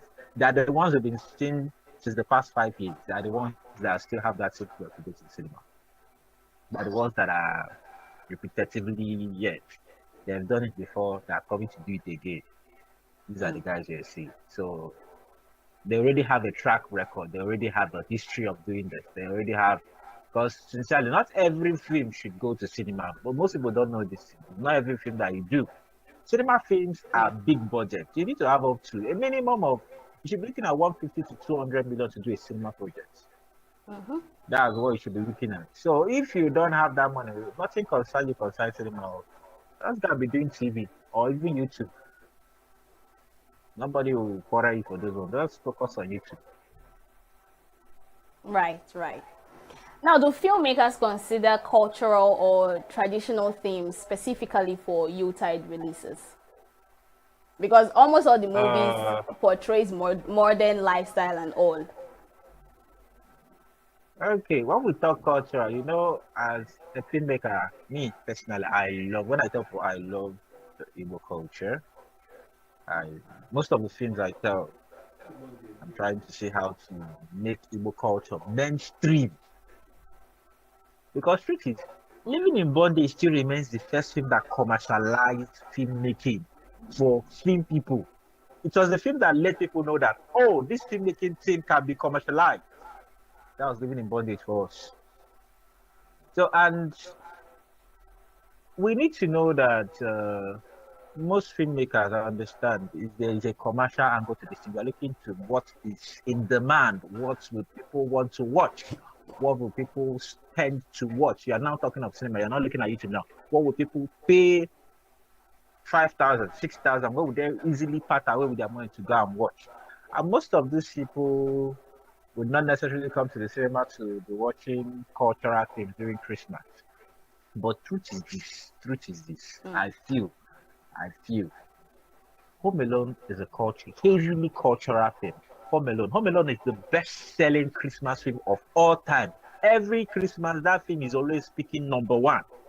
No film will ever beat Home Alone. To the fact that this Christmas, there was an orchestra recording, a cinema hall showing Home Alone, and then the music. I'm sure the viewers have watched Home Alone now. I shouldn't be telling you this story. So the music, all those melodies in between. You have an orchestra performing it while it's playing. Is this people's culture? We have our own culture for Christmas. We have our own Oyobuna and Anata village. Like people are coming back to their village. We've not told our own cultural perspective with this Christmas. Everybody is trying to borrow somebody else this thing. I keep saying it. If not, I've not been to an August meeting before. Now, Nollywood was what made me know that there's something called August meeting. Nollywood. So we have cultures that we could sell, portray through our film. Even the Igbo man has a Christmas perspective. I feel it's the Igbo man are the major people that travel from Lagos, from Kano, from California, from all over the world down to their village to spend the Christmas. Which other tribe does that? I don't know. I don't think the Hausa could do that. I don't think the Yoruba could do that as much as the Igbo men. Because if you take the influx, like, let me use this for example. Imo Airport was working day at 24 hours this period. This Christmas period, Imo Airport was working 24 hours. There was an influx of people to this. Check, people were leaving Lagos down to the east more than they were going back to Lagos. People were leaving Abuja, Port Harcourt down to the east more than they were going down. Like, so these are things we could tell in our stories now. We know how Christmas they be for village. All those days when we travel, go watch masquerade. These are things we are used to. So most of us we have not yet gotten to that point where we are telling such cultural stories. Most of us want to tell it, but we are limited by funds. So we are telling the ones we could afford to tell because they say the better soup na money killer. So if you cannot cook the better soup, go and soak your gari and granite with what you can afford. I'm not letting down on the other filmmakers out there. I'm saying that we are creating stuff, but there are soft stuff we want to create that that is big budget. Imagine I want to tell a story of a person, let's say, let me use this as an example. Someone can go and see the story, no problem, enjoy. So a Igbo boy, born and brought up in UK, and he has not been to Nigeria all his life. He's hearing all these things about Nigeria, and he's being told about how the Nigeria plays. And during one Christmas, his grandma has been calling, Christmas, bring this kid back from home for me. And one Christmas, his dad said, your grandma wants to see everybody, let's go. And this is a teenager, and all of them, I want to tell that story. I can't tell it from, even though think low budget what you want to take. For you to make that story interesting, you need to fly them from London to here. It gives it that cultural perspective. Now you see, you've seen the London, you see them at the airport, you see them Heathrow Airport, you see them traveling, maybe they're from ENUGU, they get to a Caribbean airport, they start traveling to their village, and how their experiences are in the village. There is no how you can make that film low budget. There is no how. Okay, Izu, I've had a great time with you. I mean, I can't even ask you other questions because you've answered everything. You've answered everything. And I had a great time doing this with you once again. I had an interesting time doing this with you. It's our pleasure.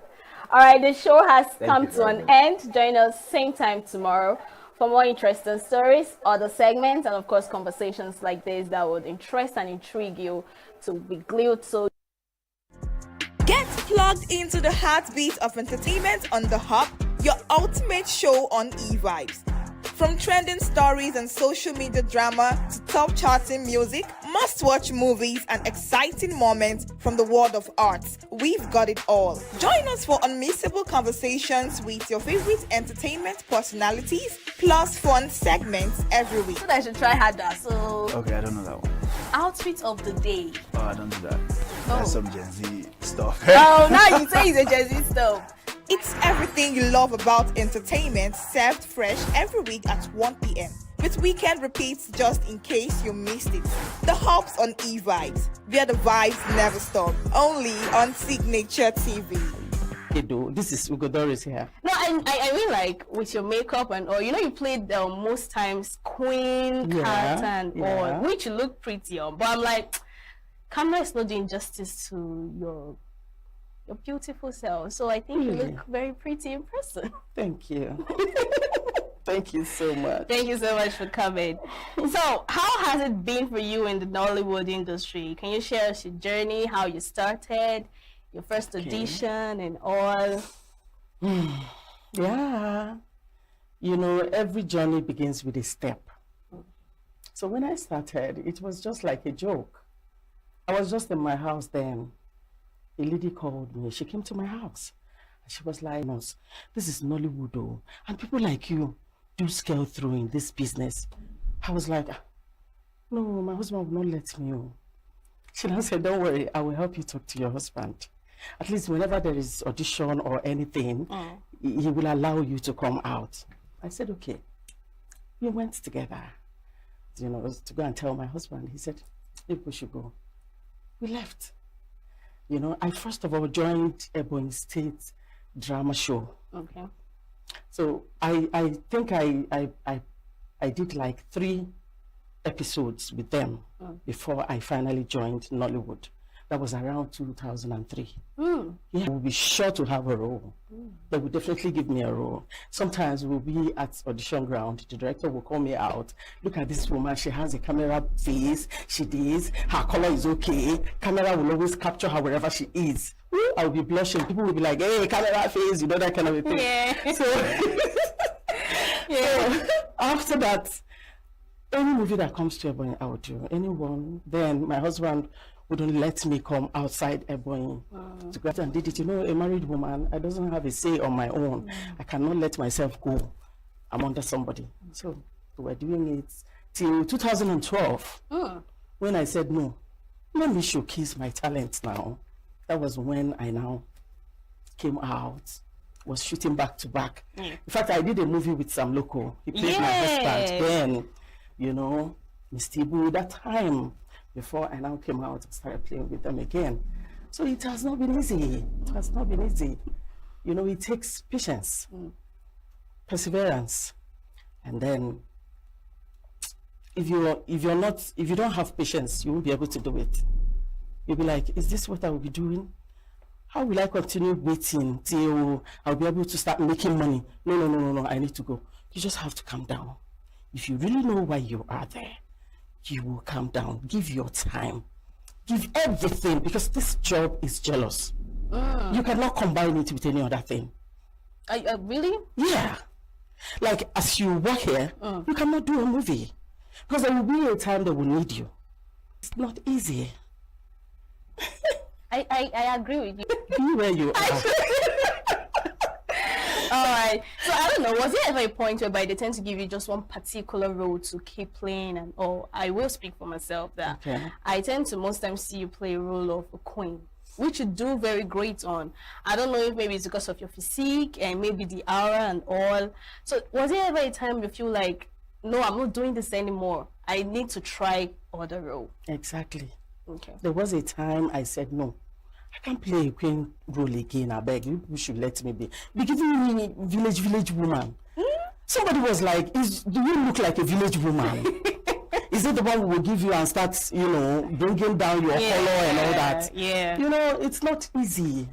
They will always, we are doing, Mama, I have a radio movie to do. I would want you to be there. Which role am I? The queen now, I will say, why queen? Why the queen? Give me another one. You want to play the maid?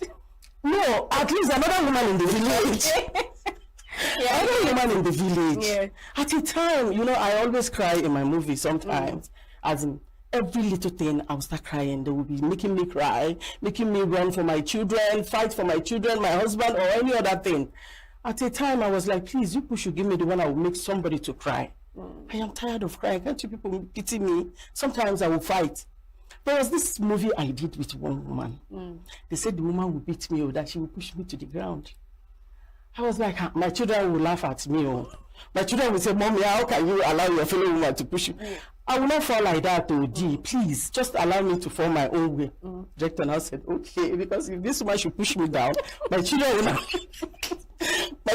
allow me to talk.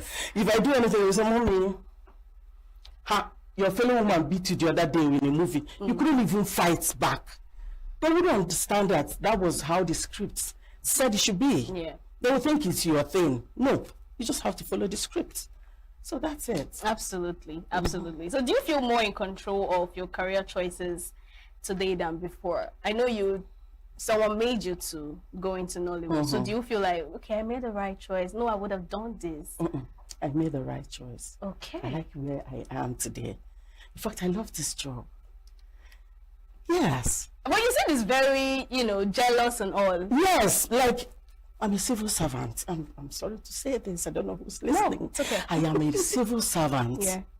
I'm working on that. I'm working with the Ebonyi State Culture and Tourism. Okay. Before I was in finance, I was having too many queries, too many suspensions. Yeah. Because I wasn't coming to work. Yeah. At the time, they said they gave me suspension, indefinite suspension. I cried. When they called me to come and face disciplinary action, I came. I came late though because I was going from ENUGU. The headman was like, "Do you know you're stupid?" "Yes, sir." "Do you know you're mad?" "I know, sir." "If you do now," "Sorry, sir." I started crying. They were like, she has started acting. Look at that, she's acting now. But truly, I was crying from my heart. Not because I was acting, not because I wasn't doing it for them to pity me. The thing really touched me because everyday trouble. So what am I saying? This job, you can't do it together. Like now, everybody in my office knows that I'm into movies. I no longer hide it. So anytime they see me, it's okay, better, you know? Yeah. Anytime. Now they don't even care. So I have faced this squarely, and then had it been I faced the other one, I will get to where I am today. I think I'm enjoying it more here than the other side. You know, we're super proud of you, honestly. We Thank are you. super, super proud of you. You play your role so effortless. And I think that's because of the love you have for the job. Exactly. Now let's talk about women in the Nollywood, right? We tend to see a whole lot of things happening. I mean, late last year, it was up on social media of a young lady that was embarrassed, heartbroken, that she was supposed to play the lead actress. But that was taken away from her and given to somebody else, all because of her physique. She didn't have a bigger, you know, I'm sure you heard this. So now we tend to wonder, does it mean that women need to look a particular way to be able to get role? Like you, we know that they always want to call you to be the queen because of your skin color, your body, the way you carry yourself and all. So does it mean that women need to look a certain way before they're given a particular role? If you're playing a motherly role, you have to look like a mother. You must have the body. Yeah. Because they can't bring somebody like you to come and play mother. And they can't bring somebody like you to come and play queen. If they should give you that costume, you will lost in it. I swear, you will lost. Yeah. You will get lost into the costume. So what I would take it that my body matters a whole lot. Okay. Because I have given birth to people that are far back my elderly brothers, my seniors. I gave birth to them because of my body. So any clothes you give me, my body will swallow. Yes, and I will stand. Immediately I put on my costume, I've entered into the character. So I will start commanding. So that means your body has to be... It has a whole lot to do. Okay. Yes, about my character and the role I play. So it has but a whole lot. you know, this thing tends to bring a whole lot of frustration. I felt so bad for her. So because she doesn't have, but you know, the annoying part of the whole story is the fact that they told her that she's going to play the role. Okay. And yes, we are shooting today, right? And then she comes and instead of giving her that role which you told her to play, and I'm sure she has practiced and all, maybe even crammed the script and all, then I'm there, you're telling me, no, I have to play the house help. That was bad. Okay. And another thing, it's not good to cram a role. Okay. Or your lines. Just read it. Know what it's saying. And as you're reading, read the next person's character too. The person you're playing with, because you might get on set the dread. I really love that. And you know, you just proved that.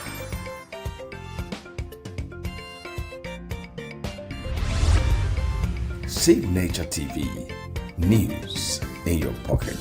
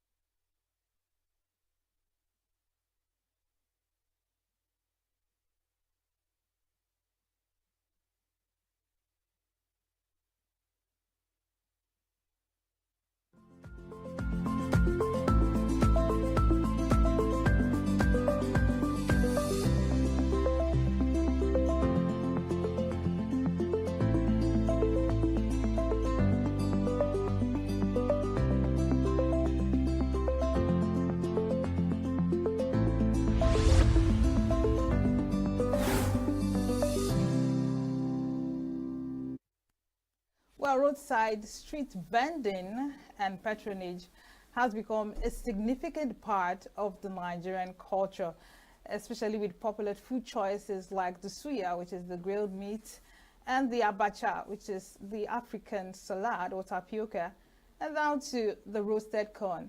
Street food has become something that has come to stay in the Nigerian eating culture.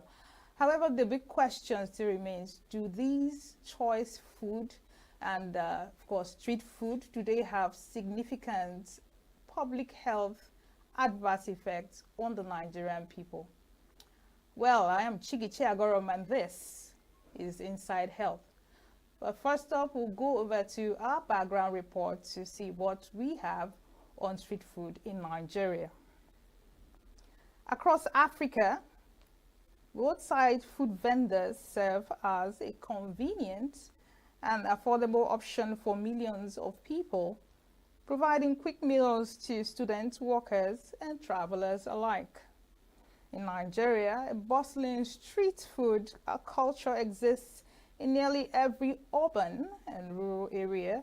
While street food is a staple part of daily life for many, it often raises significant concerns about health and hygiene. With the growing incidence of foodborne illnesses, it's essential to understand how these convenient choices may be affecting public health. The street food industry in Nigeria has grown significantly over recent decades, especially with increased urbanization.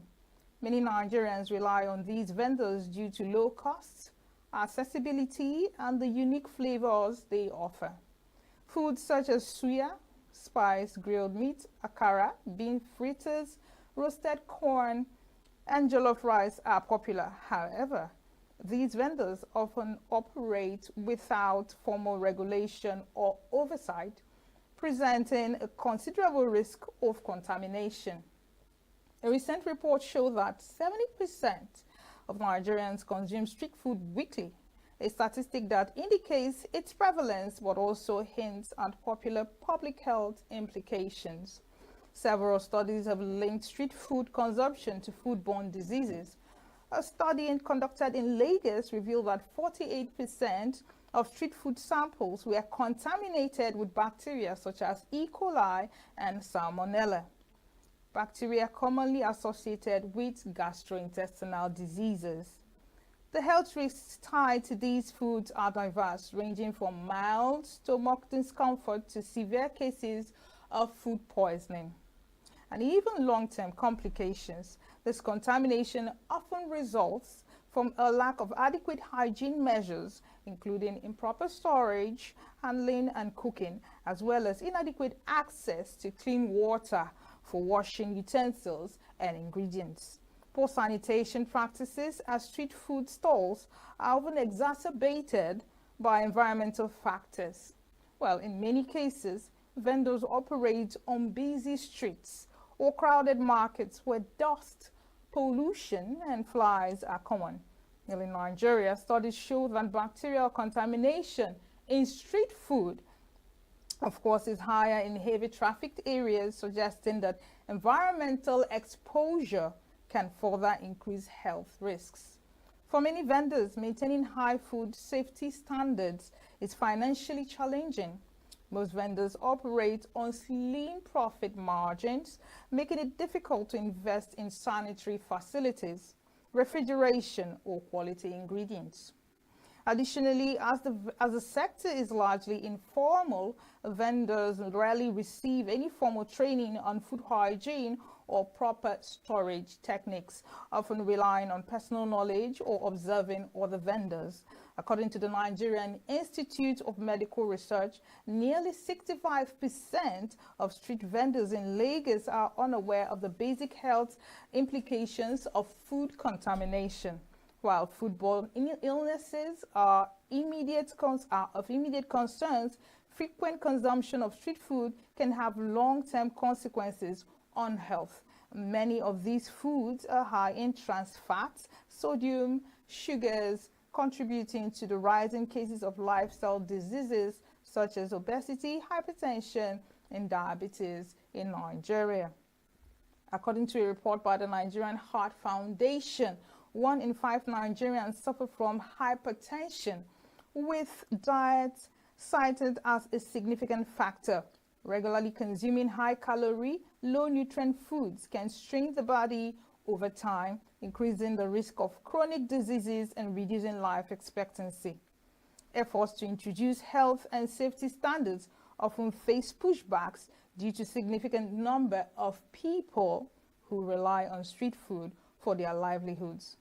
While street food is an integral part of Nigeria's culinary landscape, there is need for greater awareness about the potential health risks.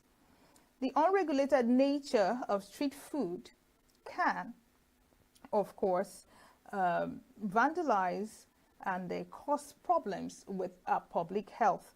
Addressing these issues will require a combined effort from health authorities, vendors, and consumers to ensure that these convenient food choices do not come at the cost of public health. By encouraging safer practices and raising awareness, Nigeria can enjoy the benefits of its vibrant street food culture without compromising health and well-being. Well, do stay with us, because right after this timeout, we'll have our guests in the studio to take us in depth into this discussion. Please don't go away.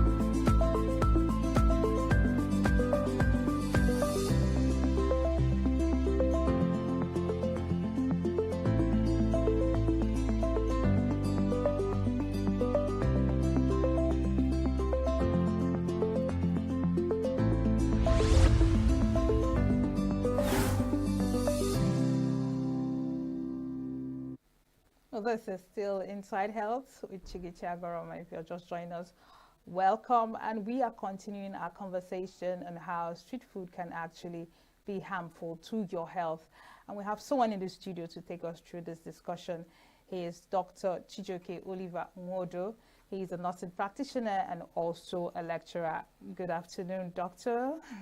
Thank you for having me. Good afternoon to you. And good Thank afternoon you to so the much for listeners too. joining us. Well, you're not a new face on Signature Television, and I'm sure someone out there is, waiting to see how you will do justice to this. And we have no doubts that actually you're going to do justice to this topic. So we're talking street food or roadside food. Yes. So in local terms, what do we refer to when we talk about street food or local food, so that we'll have an understanding of, the concept or the thing we're actually talking about. What exactly is roadside or street food? Okay. Roadside or street food in a layman term are those food vendors within the street or by the side of the road, probably under an umbrella with a table and the food displayed, where people come patronize. They give them food, they will collect, some may even eat it there, and the person serving within along the road. And in an open place where motorists may even be passing, doors and everything, just heaping into what everybody's consuming. I think that's the simplest form of presenting what it means, actually. Okay, but I want us to break it down. Yeah. I know what you just described. There, those people, they sell rice, yes, beans, yam, and things like that. So when we talk about roadside vendors or vending, do we also refer to people who sell grilled meat? Do you also refer to people who sell probably local beverages, zobo and things like that? Do you refer to people who sell roasted corn? So we want to have a holistic view of street food vending. So are those ones still part of it? And then if they are, because they are actually in local parlance or in Igbo, they say they are ozibondu, because most people may not be able to afford going to a restaurant, to buy food or to eat. But these guys are there, filling these gaps, and you're saying it's a possibility that there are health challenges. What are those health challenges? And give us a holistic view of what food vending is, Okay. First of all, let's look at what one can call food. Yes. It's a very long list of items that you can class as food. Even the zobo, some persons can take that and feel, yes, I've taken something, it can serve as a food to me. Others may need maybe protein, and they will go for animal protein, and they will feel the meat being roasted or grilled along the road will serve for them. The same thing with cooked food, or even fruits, all those things. Whatever anybody can eat for the person to get nourished can be classed as food. So all of them put together, so long as that is being done along the street or maybe along the roadside, all of them can be captured under this. Great. Because they are all what you consume for the nourishment of your body. Great. So I see all of them as part of that. However, coming to the side of the challenge there, it has two sides actually. Given the kind of bargaining power we have in our part of the world, a lot of persons can't afford to go to the classed restaurants or those ones that somehow have met the requirement needed of maybe a standard restaurant. So because of that, they resort to patronizing those ones along the streets or along the road. There are also the other side of it, which is what they may likely get, in return. They may get something negatively.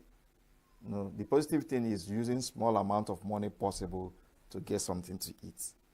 But the negative side is the health implication. That's why we're here this morning. Yes, the health implication of that is the problem. Because the way these things are done here is such that somebody will just maybe wake up and feel, I can cook this kind of food very well, and I can even serve Nigerian public. And the person will just set up one small thing along the road, and the person will start selling something. Gullible Nigerians will start patronizing the person. So, and that's exactly where we need to have a serious check on. Because if care is not taken, in short, most often, foods purchased from such environment and eaten along that environment and within that environment can predispose the individual eating the food to some diseases. There are some microorganisms that can cause diseases that are found in such environment very well, like the stomach upset, what we may call cholera or gastroenteritis or dysentery or even typhoid fever. And if hepatitis A and E, all these things are possible diseases one can get from eating from such environments because of the unhygienic nature with which such people usually prepare. Sometimes they will just have like a small gallon of water with which they will rinse all the plates they will use in serving how many persons. So the unhygienic part is the major problem. And because people sometimes eat at such open place, airborne diseases will also maybe possible. The person, someone eating them may also get that because air will be entering, and even the way they serve, they can be talking, and droplets from their mouth will even be dropping in the food, and somebody will just collect that and eat. They don't even wear anything to cover the head, you know. And they even use just the same outdoor wear they put on doing every other thing. That's what they also put on in serving the food, you know. And the place where they are sitting to eat, maybe a bench, desk, along the road, people will just sit there in such an open place. Cars will be passing. Dust will even be heaping it in the food, and they will be consuming everything like that. And the water they drink, the one they use to rinse the plates, and all those things. From what I'm getting from you, there are so many vehicles through which someone could get infected just by eating street food. Because compared to restaurants are in a controlled environment, but these ones are open. Okay, when we were introducing this topic, I made mention of two organisms: Salmonella, which causes typhoid, and E. coli that causes gastroenteritis. Yes. So one would think, how do these organisms make their way, probably into the dust or whatever, or the water, such that it can now contaminate the food, and a consumer will now take it? How does it make its way into the food? No, the thing is, it's mainly through the water. Yes. The source of the water in such environment cannot be ascertained. It can't be ascertained. The person can get water from anywhere. Use it to prepare the food. The food may not even be well. Please hold that thought. Okay. Hold that thought. I want us to understand exactly what's happening. Okay. Because from afar, you would think it's the dust that is, being raised by the cars and by the footfall that falls into the food and probably causes the contamination. Then you're talking about water. Is it water that they use to cook the food, or water that they serve for consumers to drink? Okay. All of them put together. In the cooking, the water may have been sourced from a contaminated source. And if not well cooked, some microorganisms, if not well cooked, you can't kill it with heat. So they will still be there. And when you want to serve, you give it like that to someone, and the person will consume that. Wow. Some other time, it could also be washing of the utensils, as I mentioned earlier, or maybe the plates. After serving Mr. A, they will wash the plate, rinse it in the same contaminated water, not properly rinsed this time around, and they will use the water will be collected in a place, not a running water. And that's the same spot where they will be rinsing all the plates. So that's how they will be recycling those microorganisms. They will just use it, just squeeze, then bring it out, then the next thing they're using it to dish food to another person. Someone will just use it to eat again, and the person will get the microorganism. That is also there. Then, because of sachet water thing, and mainly sachet water, the getting it from maybe the water they will drink may be minimal. However, there are still some persons that may not even afford the cost of sachet water. So they would like to drink from whatever water they will see around that place. And if the source was not okay, they will also get it from there. So I see water is a major, is being But, implicated. yeah. Yes. So my mind is going towards local beverages. Okay. Because with food, science has taught us that you could cook and kill most of these microorganisms. Tell us about local beverages, zobo, the kunu, the soya milk. How do they actually, how do they cause, healthcare issues to consumers? Okay. Is it, do you think the prevalence should be higher or lower? No, it should be higher. No? Because if you check the container they use. Let's talk the containers they use. Let's talk about those ones. We've been talking about water.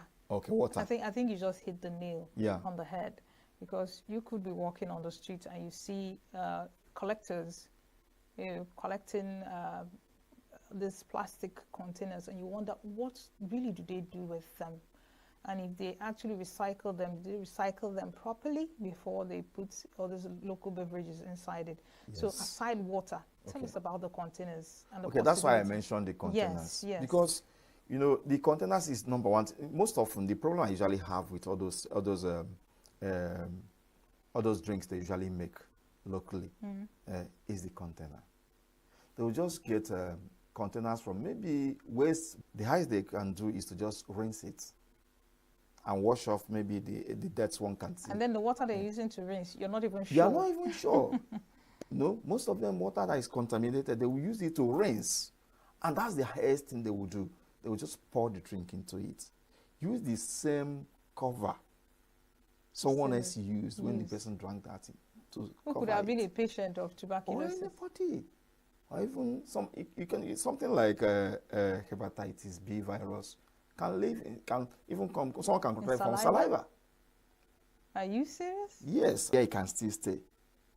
That can still happen. It will thrive. And somebody will just say, "Let me just wash." The kangaroo type of washing they will do, and they will pour another thing, seal it. Not seal it, but they will just cover it using the same thing. Someone will just get it and start drinking. So that's the problem. That is where people can get a lot of diseases from, using the container. Then the water source is also another thing we must look at. Which water are they using to prepare? Because they have to add water to whatever thing they are preparing. Where are they getting the water from? It's a serious issue.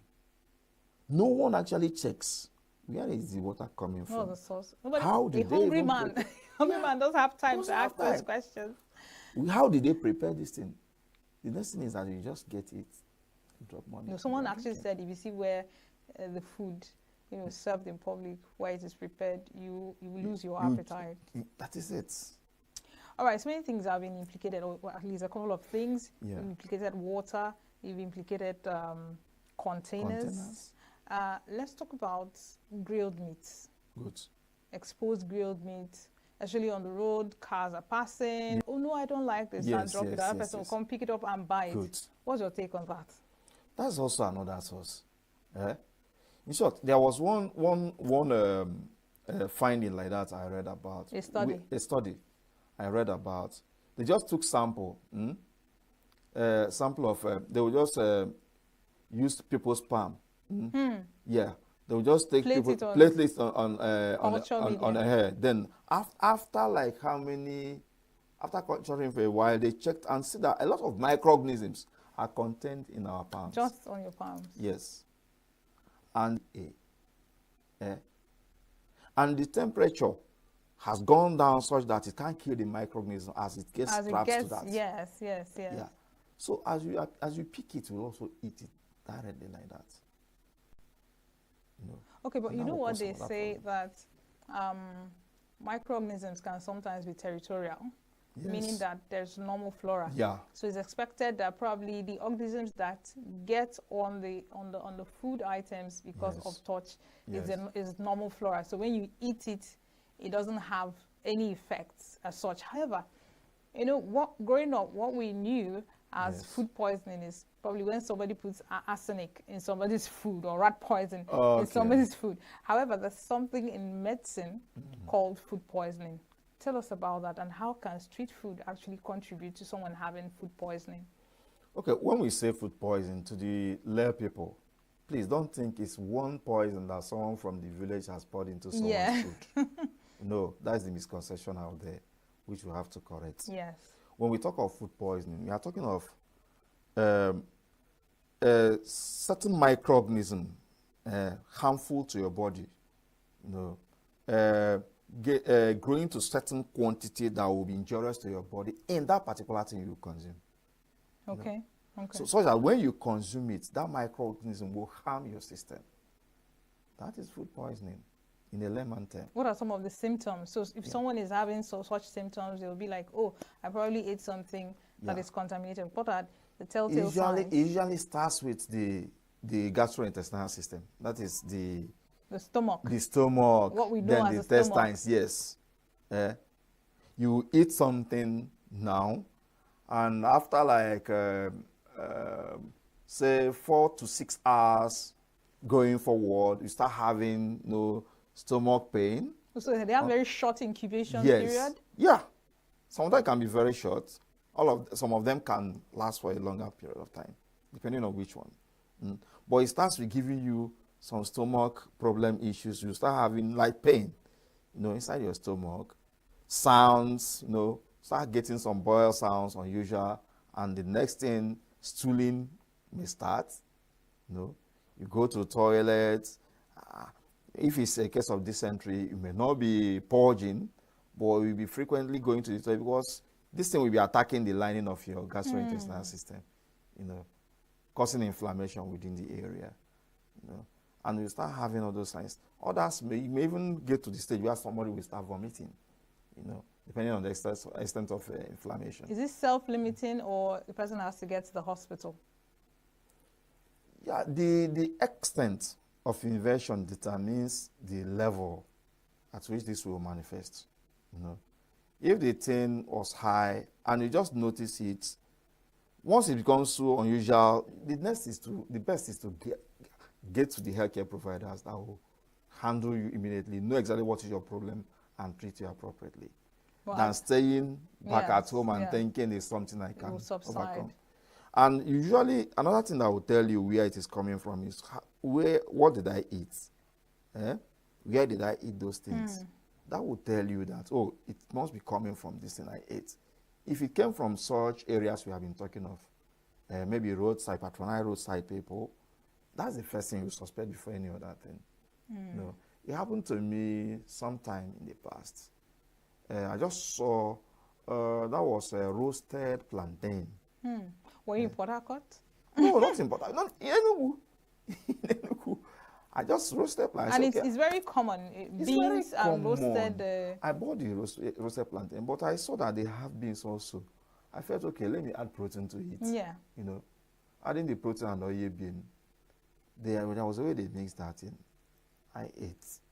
It didn't last for, within just 4 hours, my stomach started. Started boiling. Before you know it, I started having pain. I didn't want to think of any other time. Just went straight to, this is the cause. All these things are built up to what we can do to prevent these problems. Okay, so let me get you straight. Someone eats street food, and in a few hours afterwards, you start having all these symptoms. Yes. So the first thing you do is to backtrack. Yes. To find out, did you or did you not take some things? Okay, so are there first aid things that someone can do even before you get to the hospital? Are there things, because they'll tell you, of course, local alternative medicine will tell you, take palm oil, take this, take that. Are there some kind of first aid that someone can do in the house before actually getting to the hospital if you suspect that you have food poisoning? Yeah, okay. The best you can, if it's food poisoning, actually, these are microorganisms working inside your system. What you can only do to help yourself, maybe managing what it is manifesting on your Good. body. Treating the symptoms. Yes. How exactly For do instance, that? for Yes, instance, yes. if you are purging, just know that you are losing fluid already. Before you assess anything, you have to be replenishing the fluid. But maybe preparing, if you can have access to oral rehydration solution, prepare it and start taking that to replenish the fluid. That will help your body. No, so that you'll be replenishing the fluid. Yeah. I'm thinking in my head, does it have any way of reducing the load of organisms in your gut? Because as you're taking fluid, you're letting it out. Does it reduce the burden of organisms such that it reduces the symptom, or just to replenish the electrolytes that you've lost? No, if you are replenishing the electrolyte, that gives the body the chance of mobilizing all the arsenals it has to fight. But when you allow these things to be going down, the fluids and electrolytes to be going down, the body will be overwhelmed. While this one is also doing its own job, the loss of fluid and electrolyte will also become its own problem. That's right. So all you need to do is just to replenish so that the body will be at a level of balance, such that it will be able to do the normal function God created it to do. Yes. But you have to do it for just a short while. That shouldn't stop you from moving to the nearest healthcare provision facility. All right. Where they will now render expertise service, even investigate to know exactly what is your problem. Now, street vending is something that has come to stay. In Nigeria? In Nigeria. Yes. At least for now. Yes. Like I said earlier, it's Ozibondo. Yes. Now, just in a very few minutes, 2 minutes, tell us what consumers should look out for and say, no, I shouldn't eat here, or yes, I should eat here. These are the indicators to show that this is safer, at least from face value. Good. And this is problem waiting to happen. Good. What you need to see in a particular place and you will feel, yes, I can eat here. One, it has to be in a closet, in a building. Not just exposed. Let it be in a building with seats placed. Let there be a provision for running water by the side. In ENUGU, you hardly see running water. Yes, but it's necessary if you must eat there. I'm thinking of... We can improvise running water somehow. Okay. Yes, there is a way we can do it. By having an overhead tank. Put the water. How many of these street vendors if you can't afford it? Overhead tank can be, sometimes people can improvise a big gallon. Or a big bucket wash for hand that.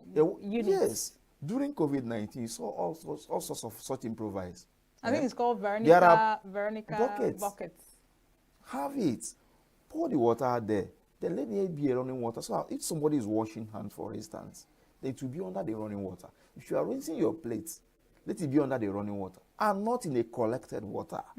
If you see that people wash and rinse under such running water, you wash your hands under such running water, and the place is in a closet, that's the first thing that will tell you, okay, at least reasonably I can eat here and be safe.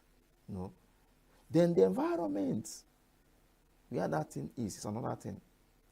What do you look is it for? good? Is there a good waste disposal system around that place?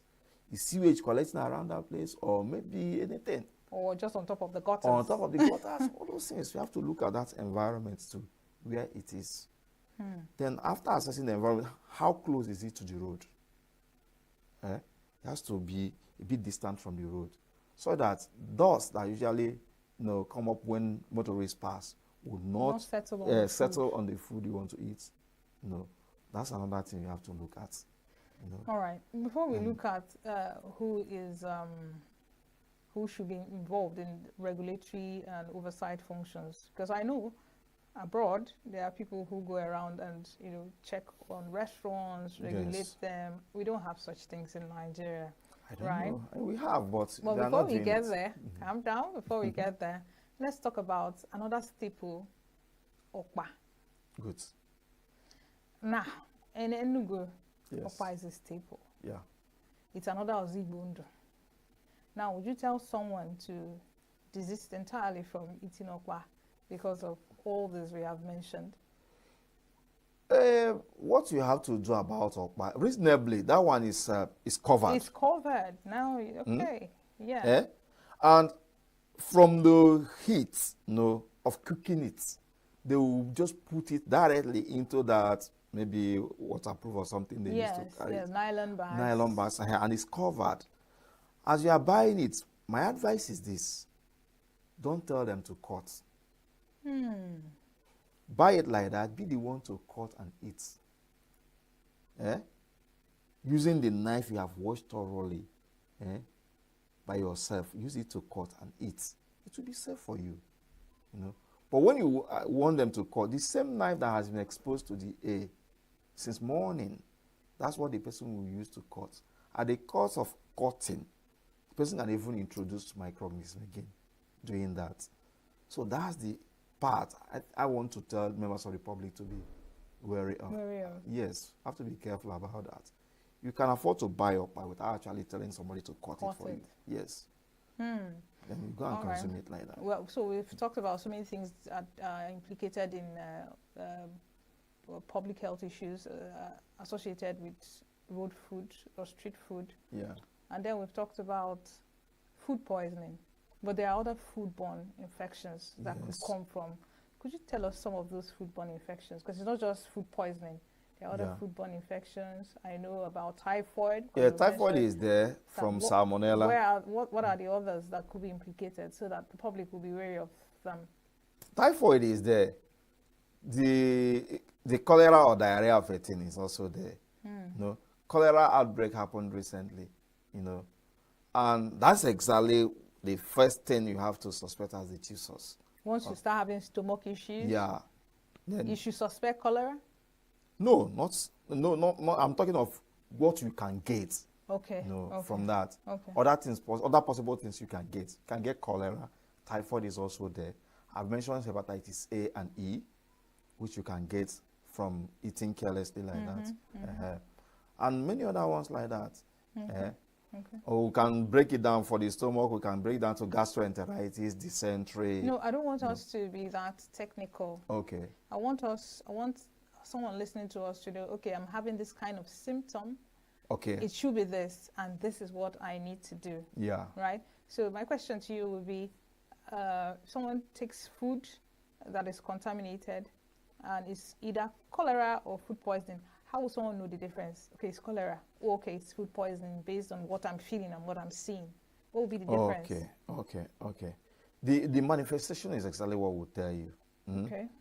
Which one it is exactly. Sometimes they will be similar.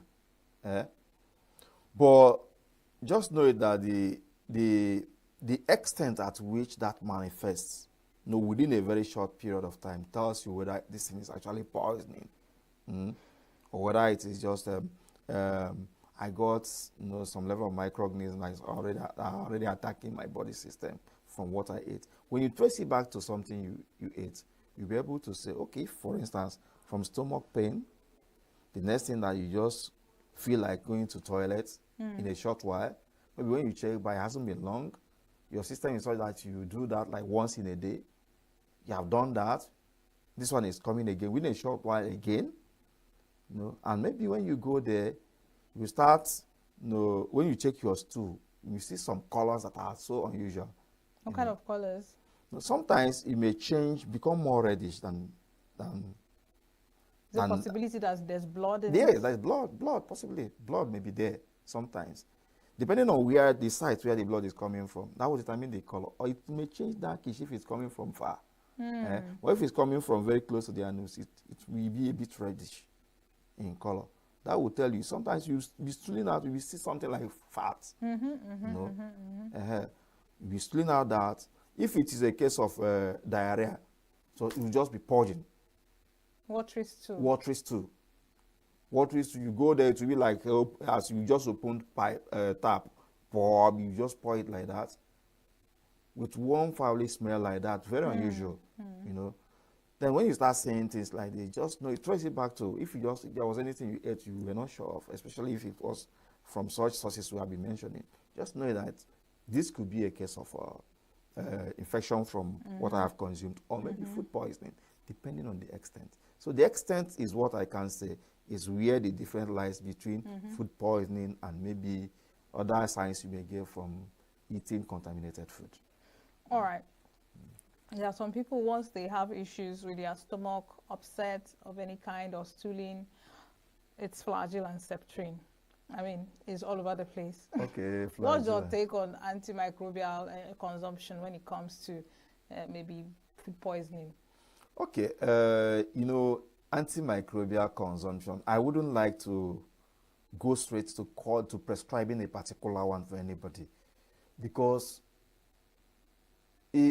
somebody who is trained on this needs to understand what the problem is to be able to know the right antimicrobial you should take. Before you move, that's why I said the first aid you have to give to yourself has to be how to replenish what the body is losing. Assess the healthcare provider who will now study to know exactly what is the problem. Because some of the broad spectrum antibiotics people usually rush into will even be killing the commensals in the body. What do you mean by commensals?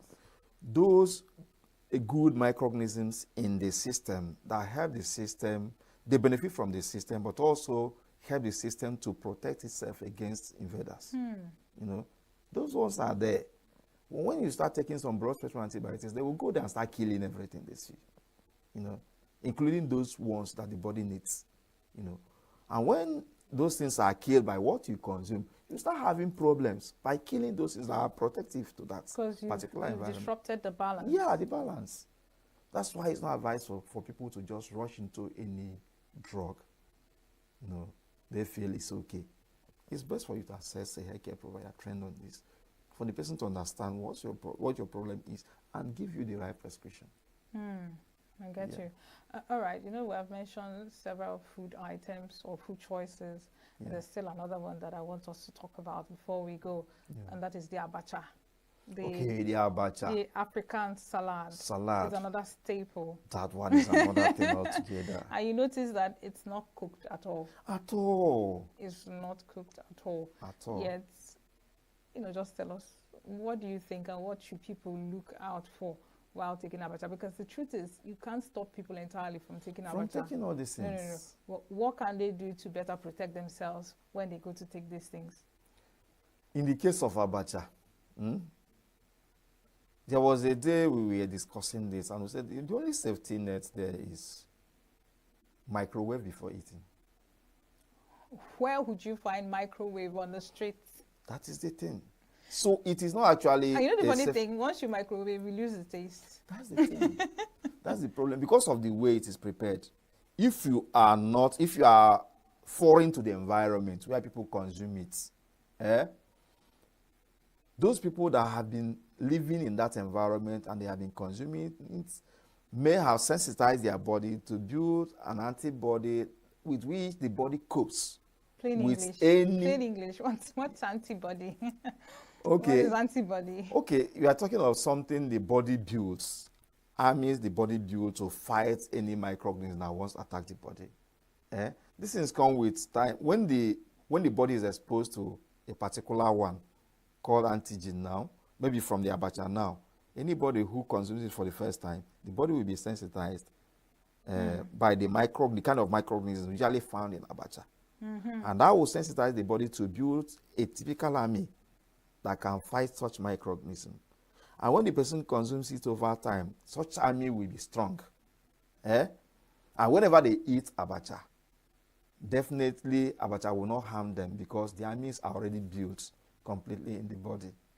But someone who is new to that environment, so long as it did not pass through heat, and it's not something you have been consuming, the kind of microorganism there, your body may not have been sensitized to build such armies to fight it. So don't join them to eat, except you can microwave it. Okay. Yeah. Okay. That's what I have to say about that. I'm being told that we are running out of time, Okay. but I wanted to be like poignant advice. What would you that one thing you would tell someone?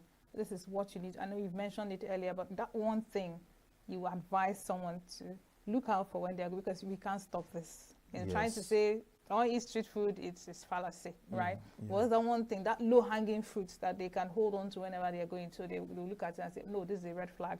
I'd rather move on to the next person. Just one low-hanging fruit that they need to look out for before they partake in any street food. Check the kind of water there. Yeah. First of all, how are they rinsing the plates? That's the thing. If they are rinsing the plates in a collection, maybe in a bowl, there is water collected in that bowl, and that's where they rinse on the plates. Red flag. What is the source of the water? No tap around. Maybe from gallon they pour. Red flag. Eh? Where are you going to sit? Along the road, very close to the road, exposed to the dust that can easily settle on the food. No, red flag. Eh? What of the hygiene of the person selling the food? What is the person putting on apron? Eh? It's not expensive to put on apron. Eh? Wear even face mask, especially if you must talk while serving people. Eh? So the hygiene of the person is also important. If the person looks unhygienic, red flag. What of the environment? Where the food they sell the food. If that place has maybe swamp around it or maybe sewage passing around, red flag, leave such environment. All right. All right. Yes. Thank you so much, Doctor. I personally have learned so much, just sitting with you and discussing. But fortunately or fortunately, we have to go. But thank you so much for your insights. All right, guys, you have heard it from the horse's mouth, as they say. Check out for those red flags. Yes, we know we have to eat, but when you do get to eat, make sure you do so in a very sanitary and hygienic environment. Remember, your health and well-being is your responsibility. I'm still Chigichi Agoram. Thank you for staying with me on Inside Health. See you next week. Thank you. Bye.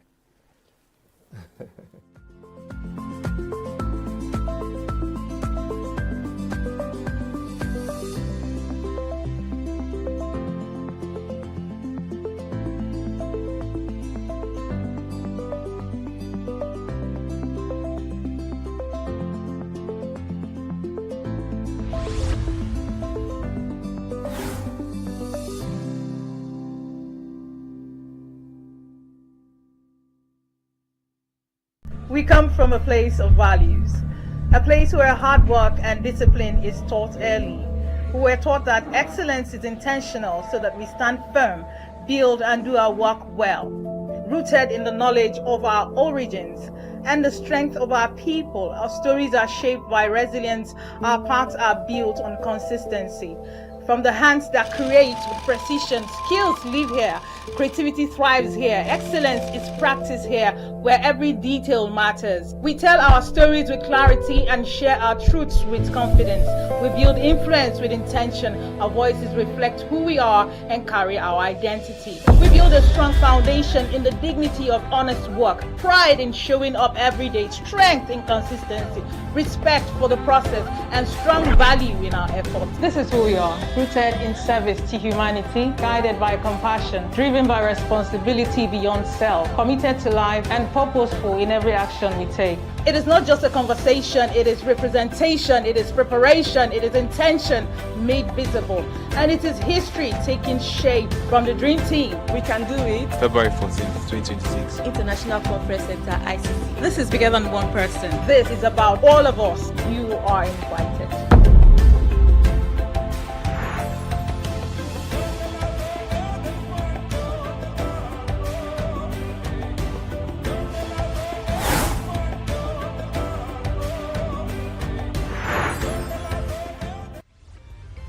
Signaturetv, news in your pocket.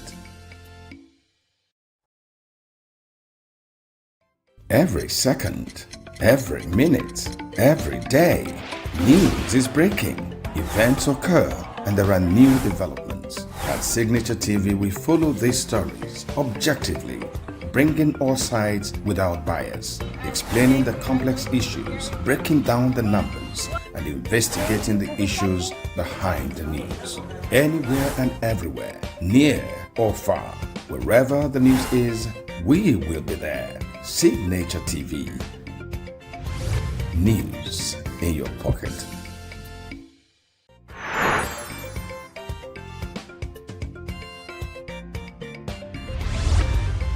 Signaturetv, news in your pocket.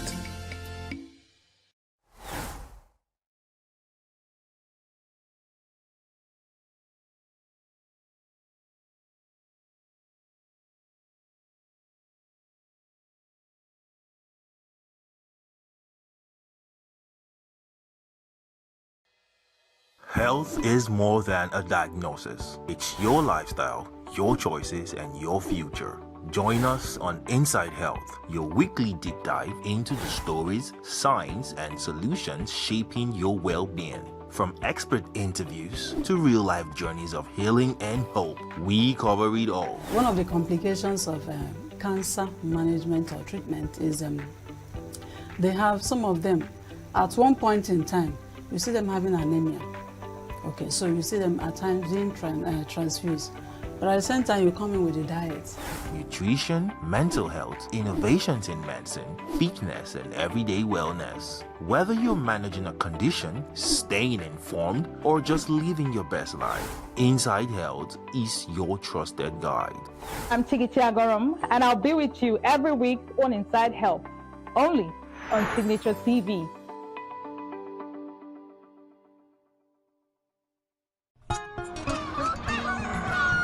New every morning on Signature TV, we open the day for you with needed energy, information, and required vibes to shape your day. From sizzling snippets of stories in various areas of life to intriguing conversations with net worth guests. When you have people who have no track record becoming your leaders, you have a problem. There's no outstanding gratuity when Obi took over from me. I left, in all the accounts of Anambra State, 13.8 billion for him.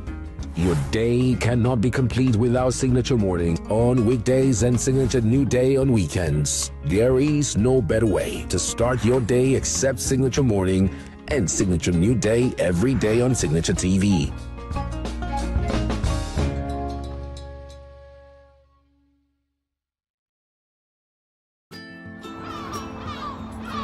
Bright and early as the day breaks, as the newspaper headlines trail the stories that shape the day. We at Signature TV trail the headlines that trail the day. We interrogate the headlines. We analyze the stories that make the headlines. WAEC is overrated, and they even overrated themselves and went into CBT.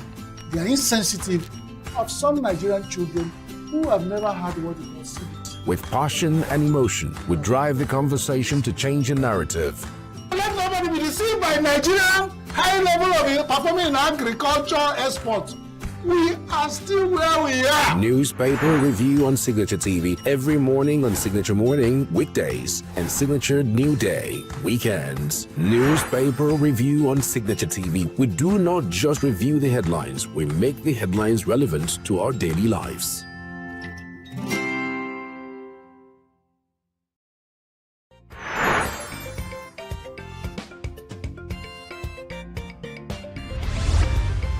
Signature TV, news in your pocket.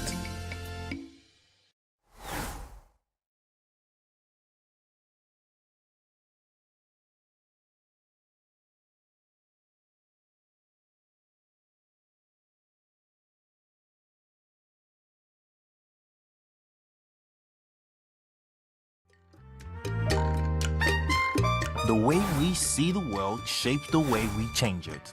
Gender isn't just a checkbox, it's a lens. One that helps us understand the world more deeply and act more fairly. Gender Perspectives, a program for those ready to see more, do more, and be more. Designed to challenge assumptions, ignite conversations, and build inclusive solutions across every sector of society. We are not, fighting the men. We are not saying we are equal in terms of rights. We're only asking they should recognize our existence. Join us on Gender Perspectives, showing every Saturday by 4 p.m. Repeat every Wednesdays by 5 p.m. and Thursdays by 3 p.m. Change begins with perspective. Let's widen yours.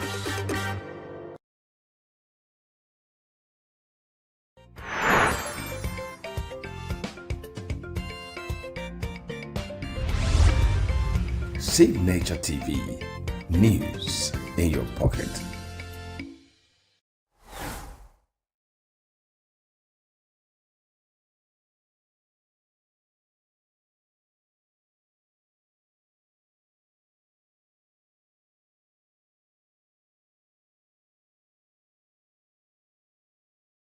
We come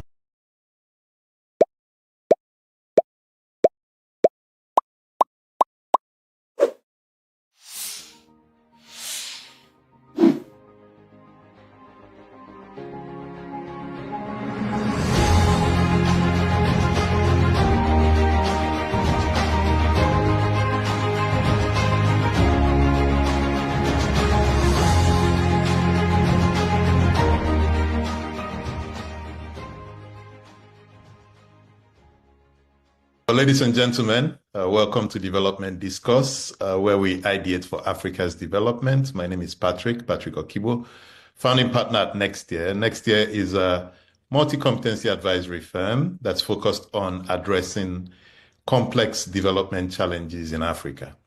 Now, one of those challenges is how to drive sustained socioeconomic development. Some scholars situate the discussion on institutions. Indeed, this year's Nobel laureates, Darren Acemoglu, James Robinson, Samuel Johnson, wrote this fantastic book on inclusive institutions and extractive institutions and how they affect development in Africa. But the question really is what are these institutions? Where do they come from? How are they formed? Why do they take the form that they do? What can governments and the people do to get the form of institution that works for them? My guest today has spent decades thinking of these types of questions. Professor Peter Lewis is the Warren Weinstein Chair of Africa Studies at the School of Advanced International Studies at Johns Hopkins University in Washington, D.C. He's one of the world's leading Africanists, having spent decades living or visiting the continent, and has written several impactful books on the subject. His most recent book, Coping with Crisis in African States, examines sources of resilience and fragility across African countries, and presents a series of critical cases. His previous book, Growing Apart, Politics and Economic Change in Indonesia and Nigeria, is concerned with the institutional basis of economic development. He has published several other co-authored and edited books, numerous book chapters and articles in World Politics, World Development, the Journal of Democracy, the Journal of Modern African Studies, etc. His research and teaching focus is on economic reforms and political transitions in developing countries, with particular emphasis on governance and development in sub-Saharan Africa. Written extensively on